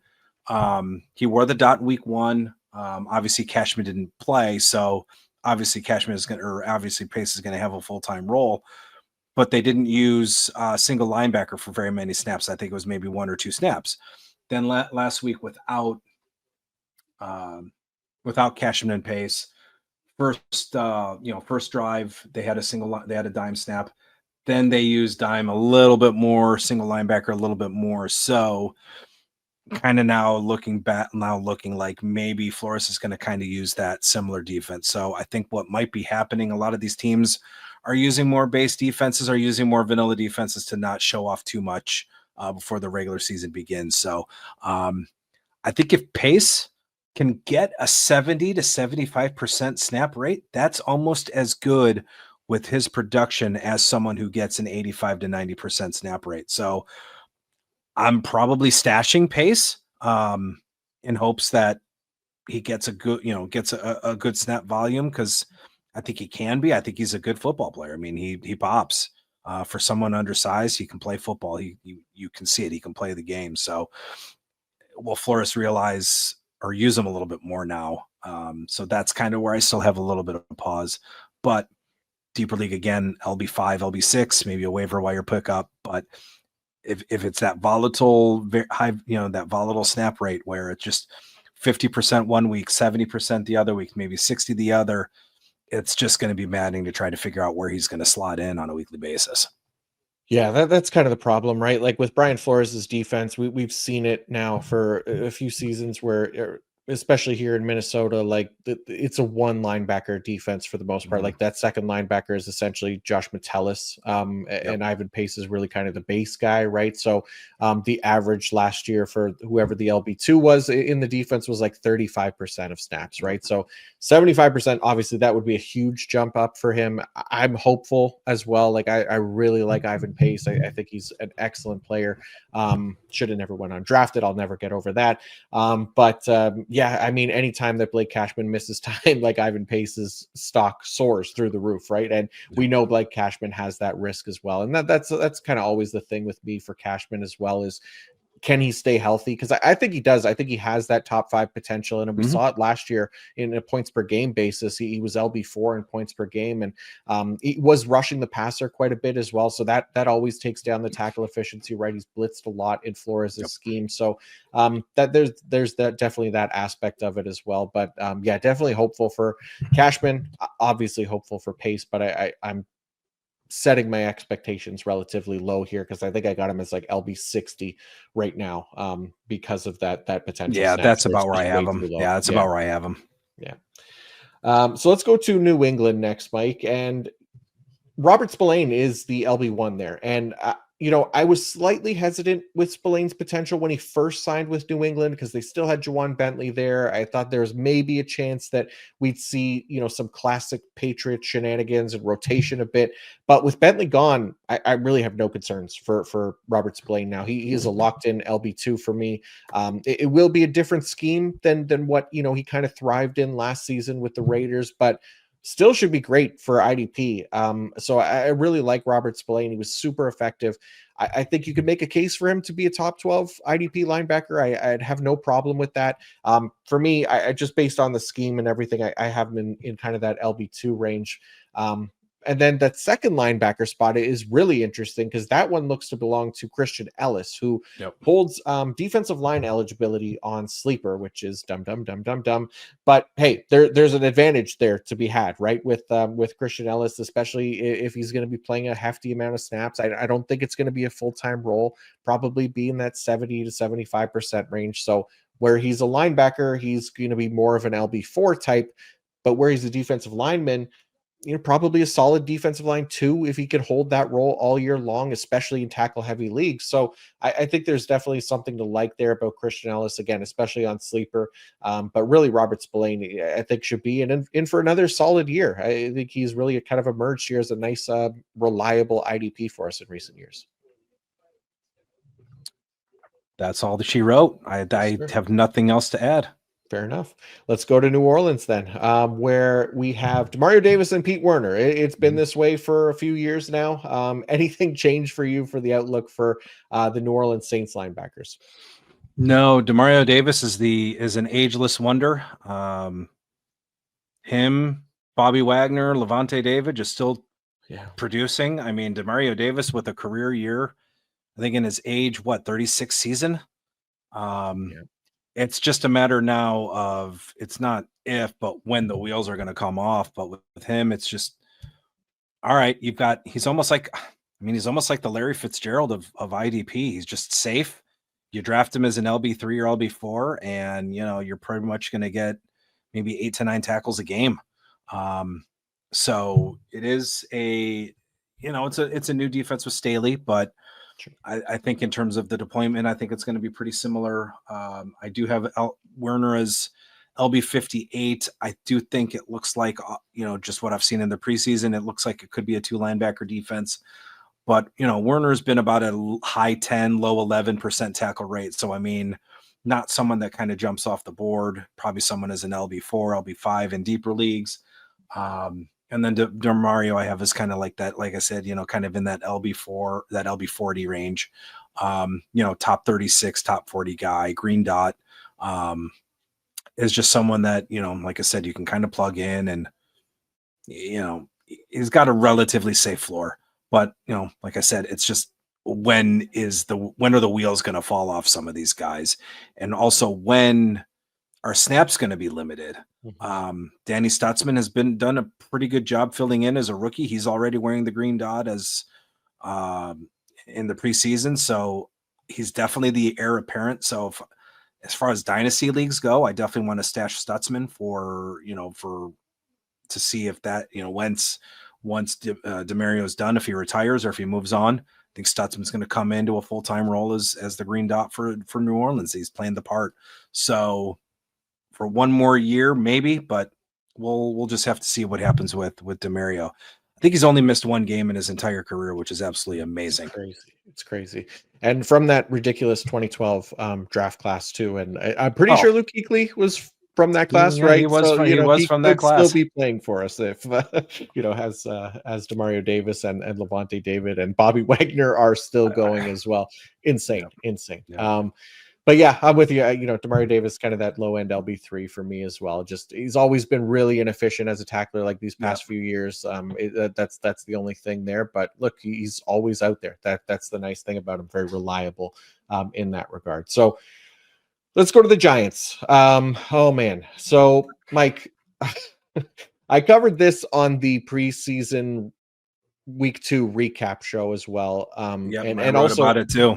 Nice. Yeah. I mean, it's hard to ignore it at this point, right? Like it was really weird. I talked about it on the IDP show episode this week as well, but definitely some weirdness with the Giants linebacker deployment in preseason week 2. So I'll be curious to get your thoughts on it in a sec, even though I did read your recap as well. So I know where you're at, but essentially, what happened here was that the first drive of the second preseason game was as expected, right? Bobby Okereke, full-time player, green dot. Micah McFadden was out there with him, but he came off on 3rd and long. That's business as usual for the Giants. Second drive, however, the dot switched to Micah McFadden, and it was Bobby Okereke who came off the field on 3rd and long. So that was kind of red flag number 1. But then on the third drive, it was McFadden and Darius Moasow. So again, okay, maybe Bobby Okereke's day was done and he got the starter rest treatment. Perfect. That's, all is well. But the fourth drive, it was Bobby Okereke and Darius Moasow, with Moasow wearing the dot. And McFadden's day was done at this point, which meant that he was the one to get the starter rest treatment first. Now, Brian Daboll came out after the game. He said he was just trying to give Okereke his allotted snaps, and that's why he threw him back out there. I guess I'll buy that for now, at least until we see the week 1 usage. At the very least, though, there's some risk in Bobby O now. So I have moved him down to LB30, basically on the lower end of like the full-time linebackers. I've moved Micah McFadden a little bit up to like LB49 because even though he's been a locked-in part-time player, as long as Bobby O is healthy, but now maybe he does have a bigger role than expected. What the hell do you think this was this week, Mike? Are the Giants just playing with us here, or do you think there's going to be some shenanigans once the season kicks off? I'm about 50-50 because I don't, because some of the sense that I heard, I've been reading, and I don't know if these are good sources, but like maybe they didn't, I think Okereke wasn't he dealing with a back injury, or he dealt with something last year and they were thinking maybe, he was soft or something, or maybe I don't know, but I'm 50-50 right now. I have Okereke as my LB22. I don't, and I think I even had him there as my pre-ranking or even that tier. I definitely wasn't going to put in my top 10, but yeah, notice that same thing. I'm like, wait a minute, what is this? So definitely have one eye open on the situation. I actually like Micah McFadden. I do have him as my LB47, but again, one of those kind of part-timers who has an 80% snap rate that is productive. So I would target other green dot guys over Okereke, and I have no problem drafting Micah McFadden later on. I think he's a really good value pick. He's a productive guy, and obviously with him getting the dot and then Marsau getting the dot while Okereke was on the field that was the eye opener with that one. So right now, yeah, I definitely, I'm about 50-50 right now. Definitely interested to see what happens in week 3 if they tried any of these guys out. Otherwise, you're kind of like, you're taking a big risk for week 1. If a similar situation plays out, then you kind of know what to expect for week 1. But yeah, I don't with Dayball, I don't know what I don't get the snaps thing. So it's weird, right? It is, and like you said, like you said, like 50-50. That's way worse than what it was, right? Yes. Heading into that game, right? That's part of the problem. Like, we didn't really have any questions about Okereke's role. It was the same defense, basically the same personnel there at the linebacker spot, and now this. So I don't know. I'm with you. Hopefully we see something in the 3rd preseason game. I don't know what their plan is with their starters just yet, but that would be really important for us, I think, to see before going into week 1 and trusting Bobby Okereke as our starter. But it's raised some flags, right? That is kind of the thing here, where we're on watch here for Bobby Okereke. Could turn out to be nothing, but it is something that we at least have to pay attention to. It is. It's not a red flag. If you've gone to the beach, you don't have the red flag. You got the orange. There's some currents here. You may want to keep your eyes open. You may want to, don't get too cocky in the water. But definitely there's it's a yellow orange right now. It's not exactly a red, but there's definitely something's going on. Yeah, another proceed with caution situation there. Yeah, I didn't want to use 2 proceed with caution references in one pod, so I have some standards. Fair. Let's go to the other New York team, Mike. The New York Jets. Much less question, I think, about this group here, with Jamien Sherwood taking over for CJ Mosley and Quincy Williams still there as the other option. Yeah, pretty much looks to be a very similar defense from last year. Sherwood and Williams getting those first team snaps. Sherwood wearing the dot, so I don't think there's really anything to be worried about. But when you look at Quincy Williams' tackle production, when you look at that tackles versus expected, when you see, that's like Tremaine Edmonds territory right there. So a little bit of pause. I have Quincy as, I think, my LB 31. I've got Jamien as my LB 10. But tier 1, he's a tier 1 linebacker. Same role, zone friendly. I think Steve Wilkes ran a similar scheme in San Francisco. So I don't think there's going to be too much of a drop off with Jamien Sherwood. For him to come in and produce the way he did when Mosley was gone is, I think, you had a few of those guys last year. You had Zach Bond, you had Jamien Sherwood. All these guys just kind of come out of nowhere. So I don't necessarily I don't have a problem with trusting Sherwood as an LB1 again this year.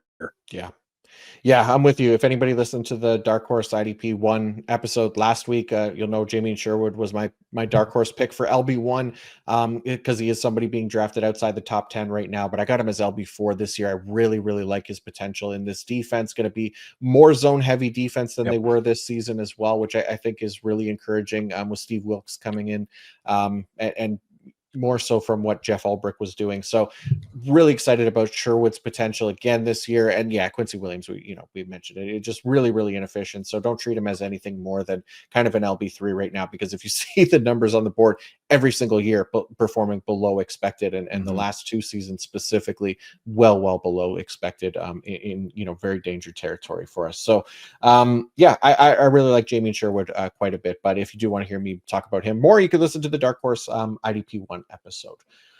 Let's go to Philadelphia now. So Zach Bond obviously emerged last year with that ridiculous breakout season, basically out of nowhere. We were, aware that we had to grab Zach Bond heading into the season. We did not expect Zach Bond to be LB1 for IDP, LB1 in PFF grades, LB1 in coverage grades, just LB1 across the board. It was insane. Now, he's bound to regress at least a little from last year, right? Either PFF grades, production, both. But either way, he's in a really good spot, as good a spot as any player basically to return that LB1 production. So he's still like LB3 in the ranks for me. It seems like he's back healthy now. I know he was, dealing with something this offseason. I understand they didn't want to rush him back. So no surprise we didn't see him in the preseason. No concerns there, though, going forward. I'm definitely going to be interested, though, in Jihad Campbell this year.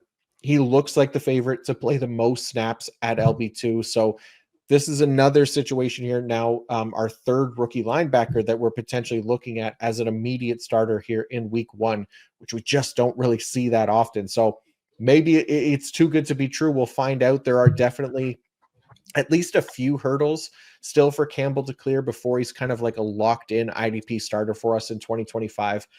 The first being that we hope Fangio doesn't rotate in guys like Jeremiah Trotter or Smail Mondin to kind of ease Campbell into the league. I really hope not. And it's not like either of those guys are experienced themselves. So, what is saving a few snaps really going to do? So I'm less worried about that, but it is maybe something to watch out for.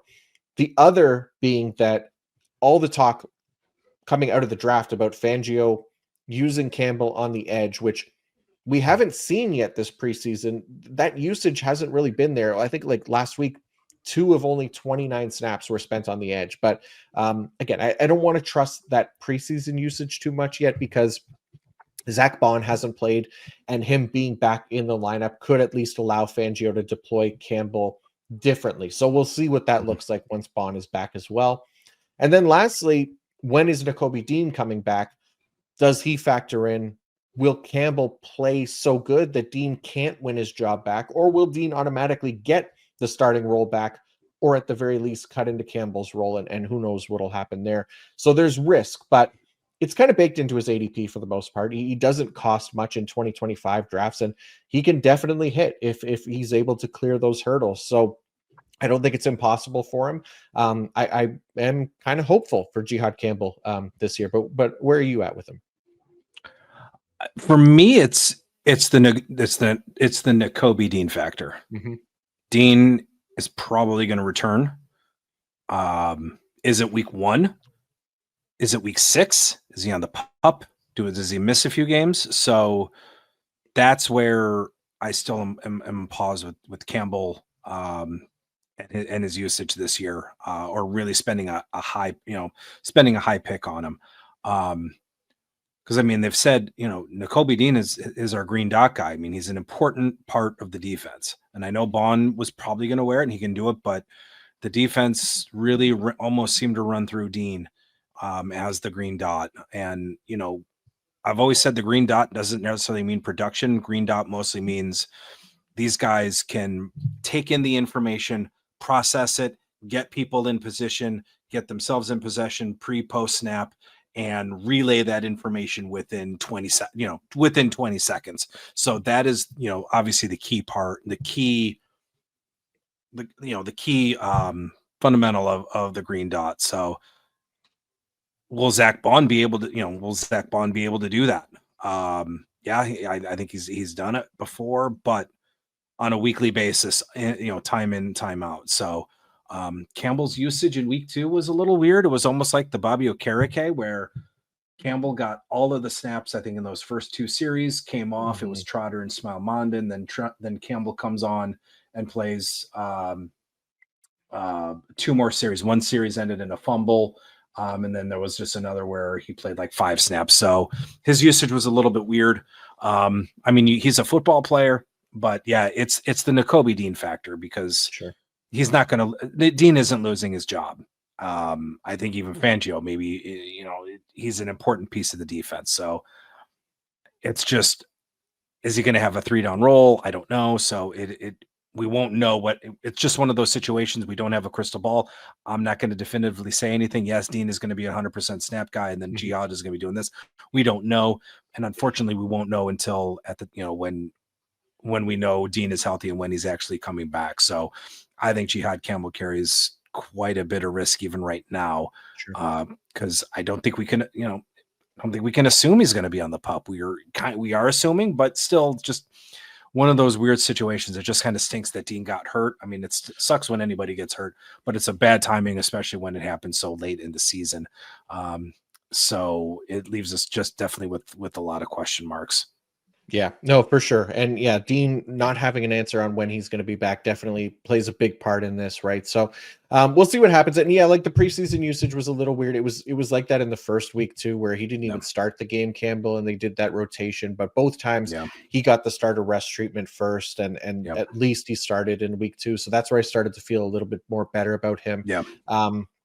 But yeah, until Nakobe Dean's back, I think that's really the biggest hurdle to have to clear here. So we'll have to wait and see. But for now, I'm kind of Yep. treating Jihad Campbell as a potential LB3 at least to start the year, and then we can move on from him after that if things get shaky.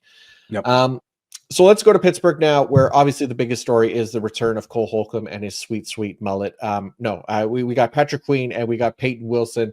Mike, what are your thoughts on the Pittsburgh Steelers linebackers?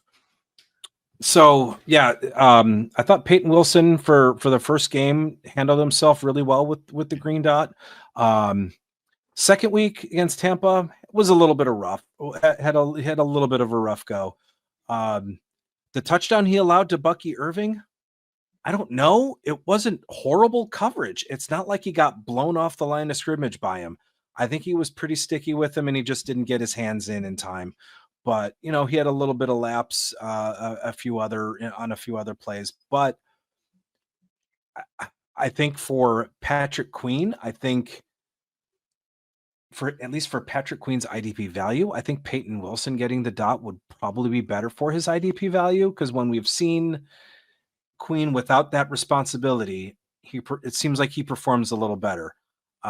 If you've seen his grades when he was with Baltimore, when Roquan Smith got added, he was more in the green than he was in the red, and he was a lot more productive. So again, with the dot, you're responsible for other people. You're not necessarily responsible for yourself. And it's a lot of responsibility to have the green dot. So I think for IDP purposes, I think I would like Wilson to have the dot for Queen's sake.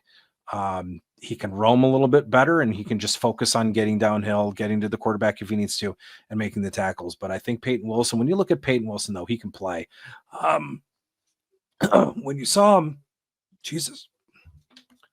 No worries. Take a drink. Yeah, it's there's a lot to when you sort see in Peyton, he Go can ahead. play, and he's yoked. I mean, he is ripped. Yeah.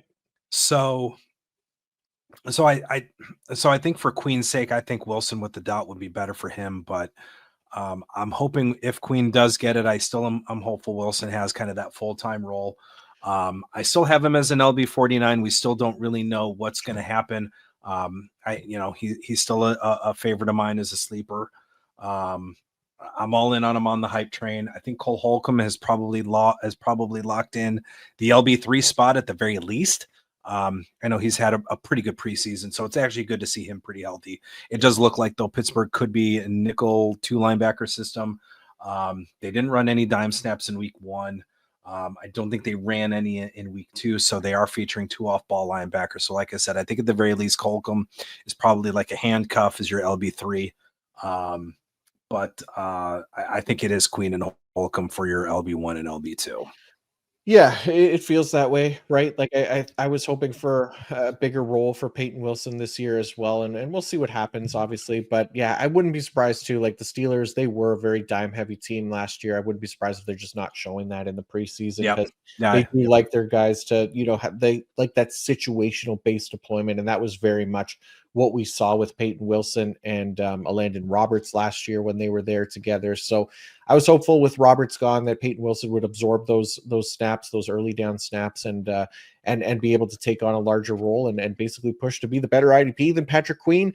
Because yeah, I'm with you. Like I don't think Patrick Queen is that guy. Like, to quote The Godfather, and he's referring to Tom Hagen there. Like he's not a wartime consigliere, right? This is not Patrick Queen's spot on the defense. We've seen it before. He does not play well in that role. So much better at just kind of being the other guy.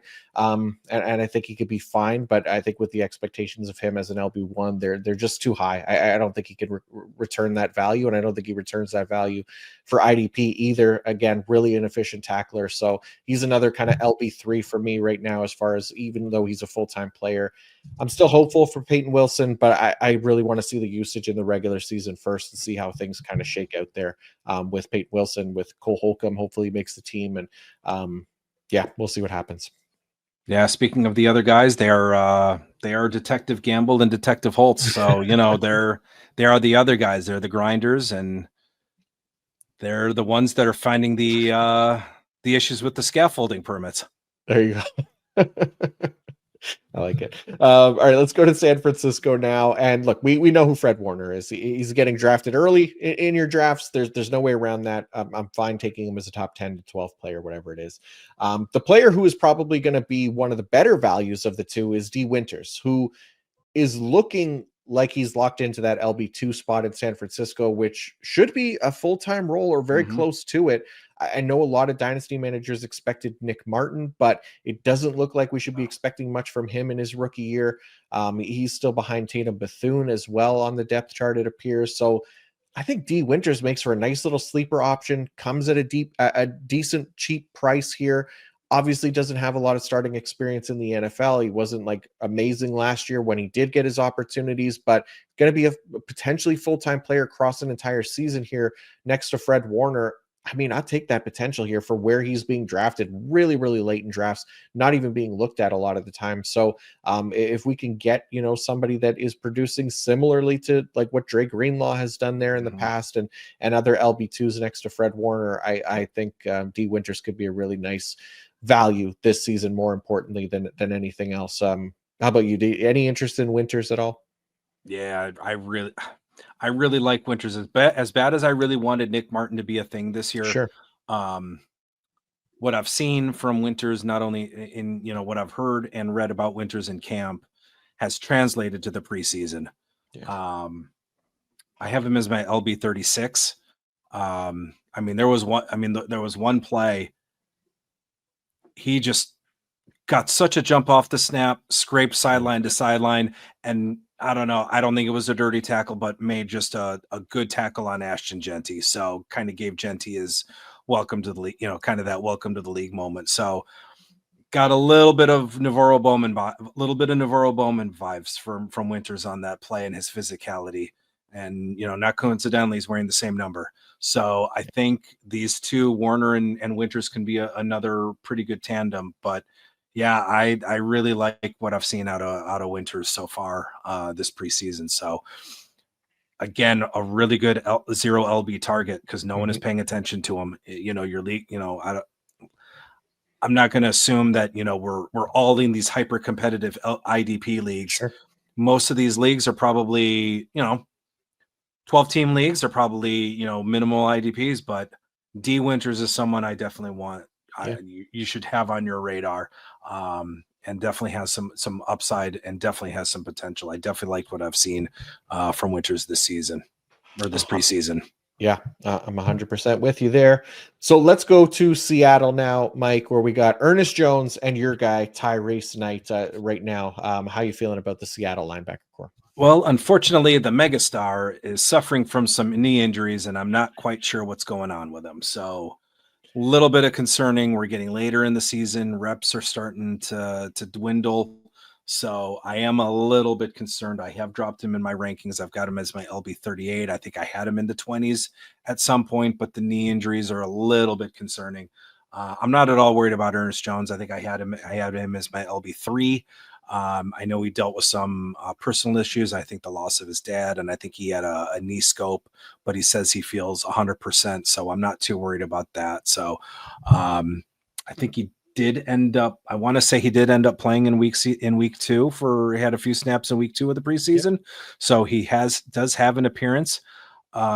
So the only thing is, I think with Tyrese Knight, I think you need to have a backup. I think it's either Drake Jackson or Drake Thomas. I know it's one of the Drakes. I know he's been getting some run, but last week it was Patrick O'Connell that got most of the run with Ernest Jones. So I think that might be a name you might need to have on your radar if you're a Tyrese Knight owner, if you're in a deeper league and you need to play, maybe pick up a streamer linebacker in a deep league. It stinks that already week 1 and we're talking about Patrick O'Connell already. That's like week 15, week 16 territory, but we're talking about these guys in week 1. But I think Patrick O'Connell might be a name you might have to have maybe in the back of your mind.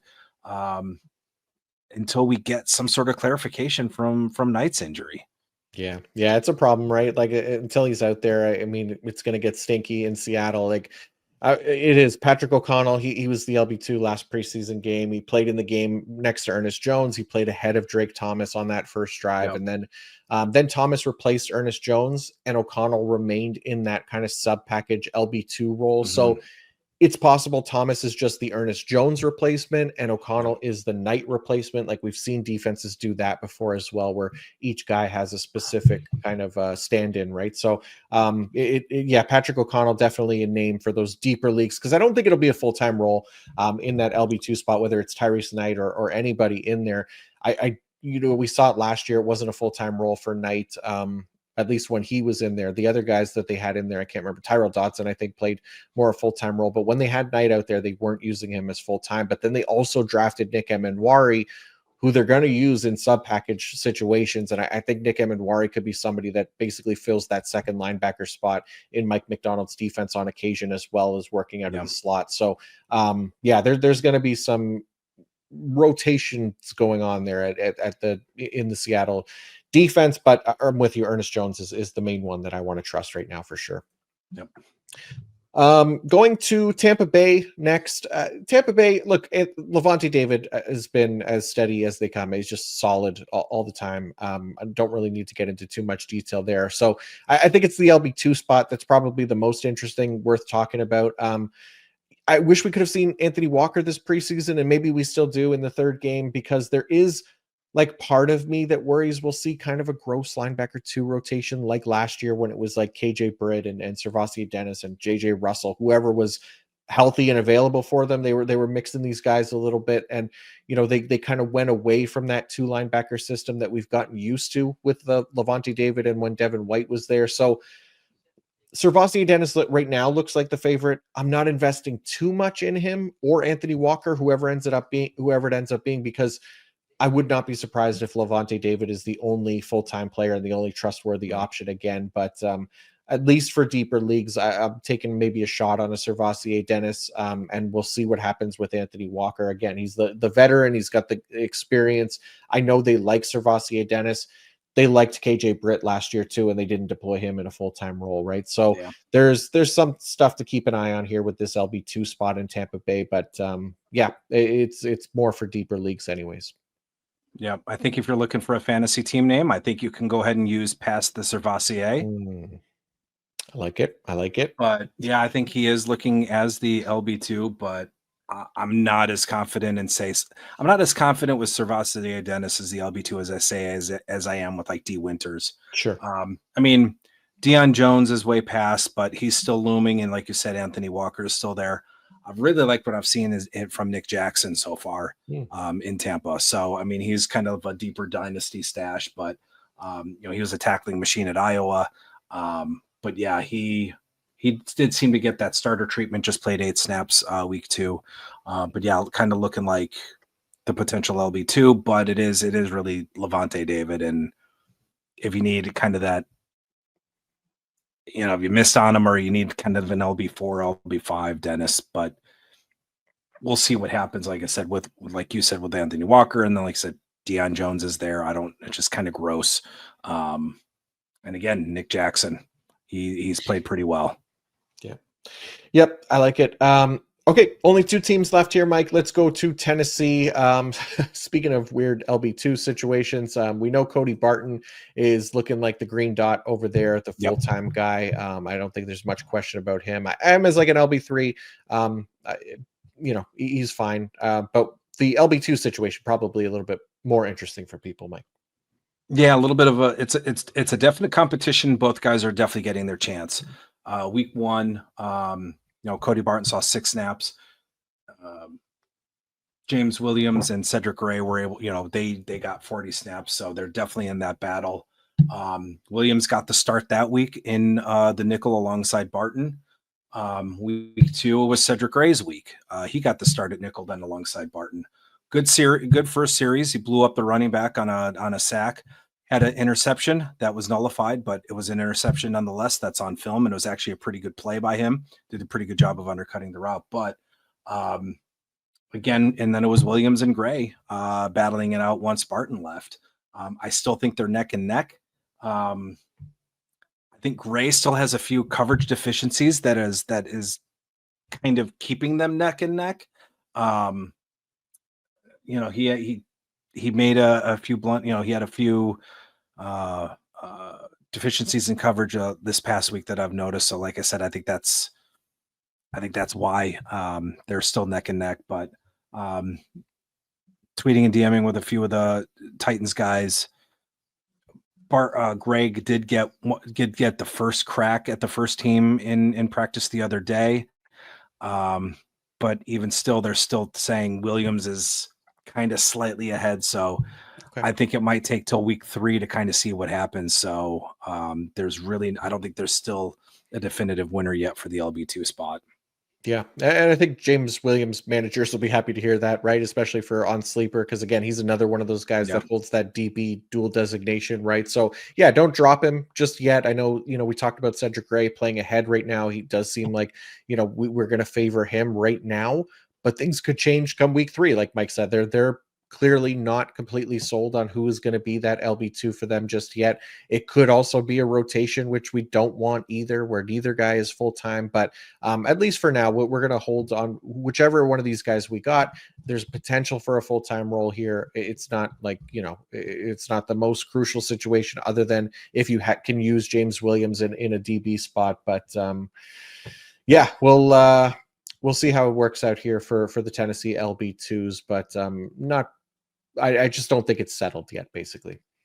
All right, final team of the night, Mike, the Washington Commanders. Bobby Wagner, Frankie Louvu, we know who these guys are. We're expecting very similar usage here in Dan Quinn's defense this year. I got Bobby Wagner as LB15. I got Louvu more in that LB3 range. Again, I've talked about this a ton this offseason, but I don't think we should be overvaluing his production from last year.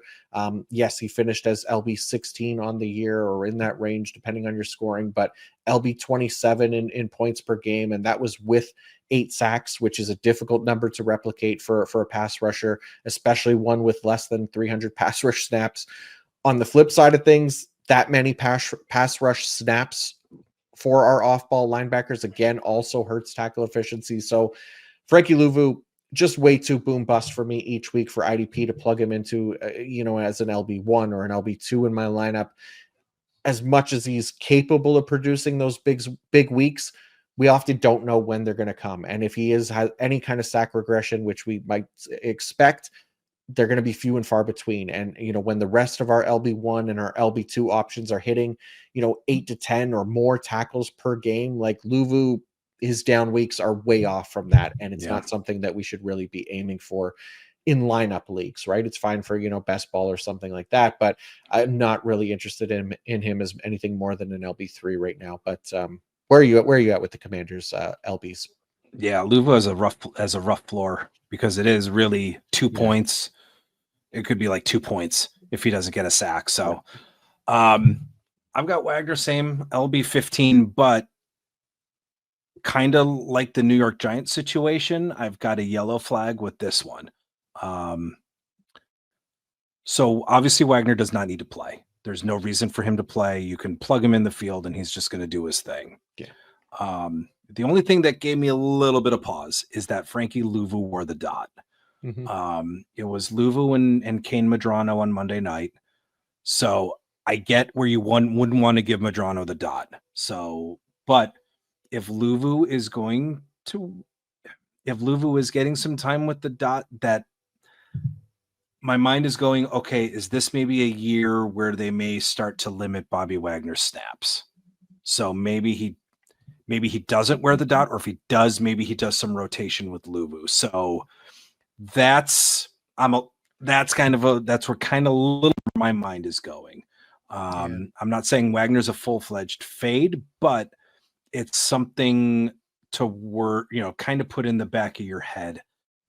Is this, obviously the Commanders are in a Super Bowl contention, so they probably want these guys, they want their guys to play, but also at the same time, you want Wagner maybe to be more healthy near the end of the season and maybe, limit him a little bit so that he has the snaps and has the health to come at the end of the season where he can help in a playoff or a Super Bowl run. So That's just my little observation with really no basis of really any type of any type of validity. I thought I read somewhere where maybe, I don't know, maybe it's just an anecdote where they wanted to limit Wagner snaps or kind of keep him healthy, or just kind of limit his snaps, because I mean, dude's been on the field for over 1,000 snaps for the entire career. So Yeah. it was just something interesting to kind of note, and something that I'm kind of keeping in the back of my head. Yeah, it's interesting. Yeah, I'm trying to remember. I feel like Wagner didn't play last preseason either, and Luvu might have worn the dot. No. So I don't know. I can't remember. I'd have to go back and check. So I worry like it's not just something like that where it's not really like. Oh, it's something stupid. But it could be. But Sure, it's one of yeah, those it's things that something it you got to could be keep in mind. something. Yeah, Yeah, that's fair. Yep. yeah. Yeah. So yeah, something to keep an eye out for sure. And yeah, I mean, if it does happen, then obviously Mike's given us a warning here, right? So it's something to keep an eye on heading into week 1. We'll see what happens with the Washington linebackers. I'm still not overly sold on Frankie Luvu. I still think, even if he wears the green dot, I still imagine that he's going to be used in a very similar way as he's been. I do too. Yeah. Anyways, there we go, Mike. A massive 2 hours and 10-minute preview here, covering every team's linebacker situation heading into the 2025 NFL season. So I really hope that you guys enjoyed that as much as I did. Hopefully you found it helpful. And if you have any questions, please feel free to shout them in the comments. And while you're here on the YouTube, make sure to like and subscribe as well. That goes a long way in helping support the channel. And maybe one day that means we'll be able to include like a full defensive line and full defensive back preview as well. Who knows? Mike, I can't thank you enough for giving up so much of your time tonight to do this with me. I really appreciate it. That was great, man. Thank you. Absolutely. I will always talk about linebackers. It's my favorite position. I love the position. Nice. I immerse myself in the position. So anytime I get a chance to talk about it and come on with you, it's a no-brainer. Gonna do it. So yeah, I've been looking forward to it all off season, man. So I'm really glad that we got to do this. And yeah, we put a lot of time into it. So hopefully you guys enjoy it. Again, remember to like and subscribe. Mike, before you go, let everybody know what you have going on this year as well over at the IDP Show and your Substack as well. Remember, DM Macri for being lazy not to mark up chapters on this one. So he's too lazy to mark up the chapters. No, but IDP Show, yeah, I've got my green dot article. That's where my green dot article will live again this season. I'll be doing weekly projections because I'm a masochist. And then also I'll be doing a few things over at my personal Substack, basically kind of a IDP matchup analysis before each week, kind of giving you some little bit of nuggets, some interesting things, some interesting offensive line, defensive line matchups, some interesting linebacker starts, who to start on defensive backs, although I don't care about defensive backs, so I might not touch on that position very much. And if you ask me, I'll probably just say I don't care because they don't matter. Stream who you want. And then, kind of doing like a weekly Q&A. But yeah, I'll be doing a little bit of everything. But yeah, the green dot article and weekly projections will be at the IDP Show. Love it. Definitely always check that stuff out from Mike. And yeah, as for me, I think, all the rankings are updated at this point. That's from both the offense side and the IDP side. I might do one more refresh of the rankings before next weekend as well. We'll see. But yeah, you could go check those things out over on pff.com. Next week, we'll be talking My Guys. It'll be the last show of the off season. So we'll be talking My Guys IDP version here with the Godfather, Mr. Gary Davenport, next week. So hopefully you'll tune in for that as well. And until next time, peace out.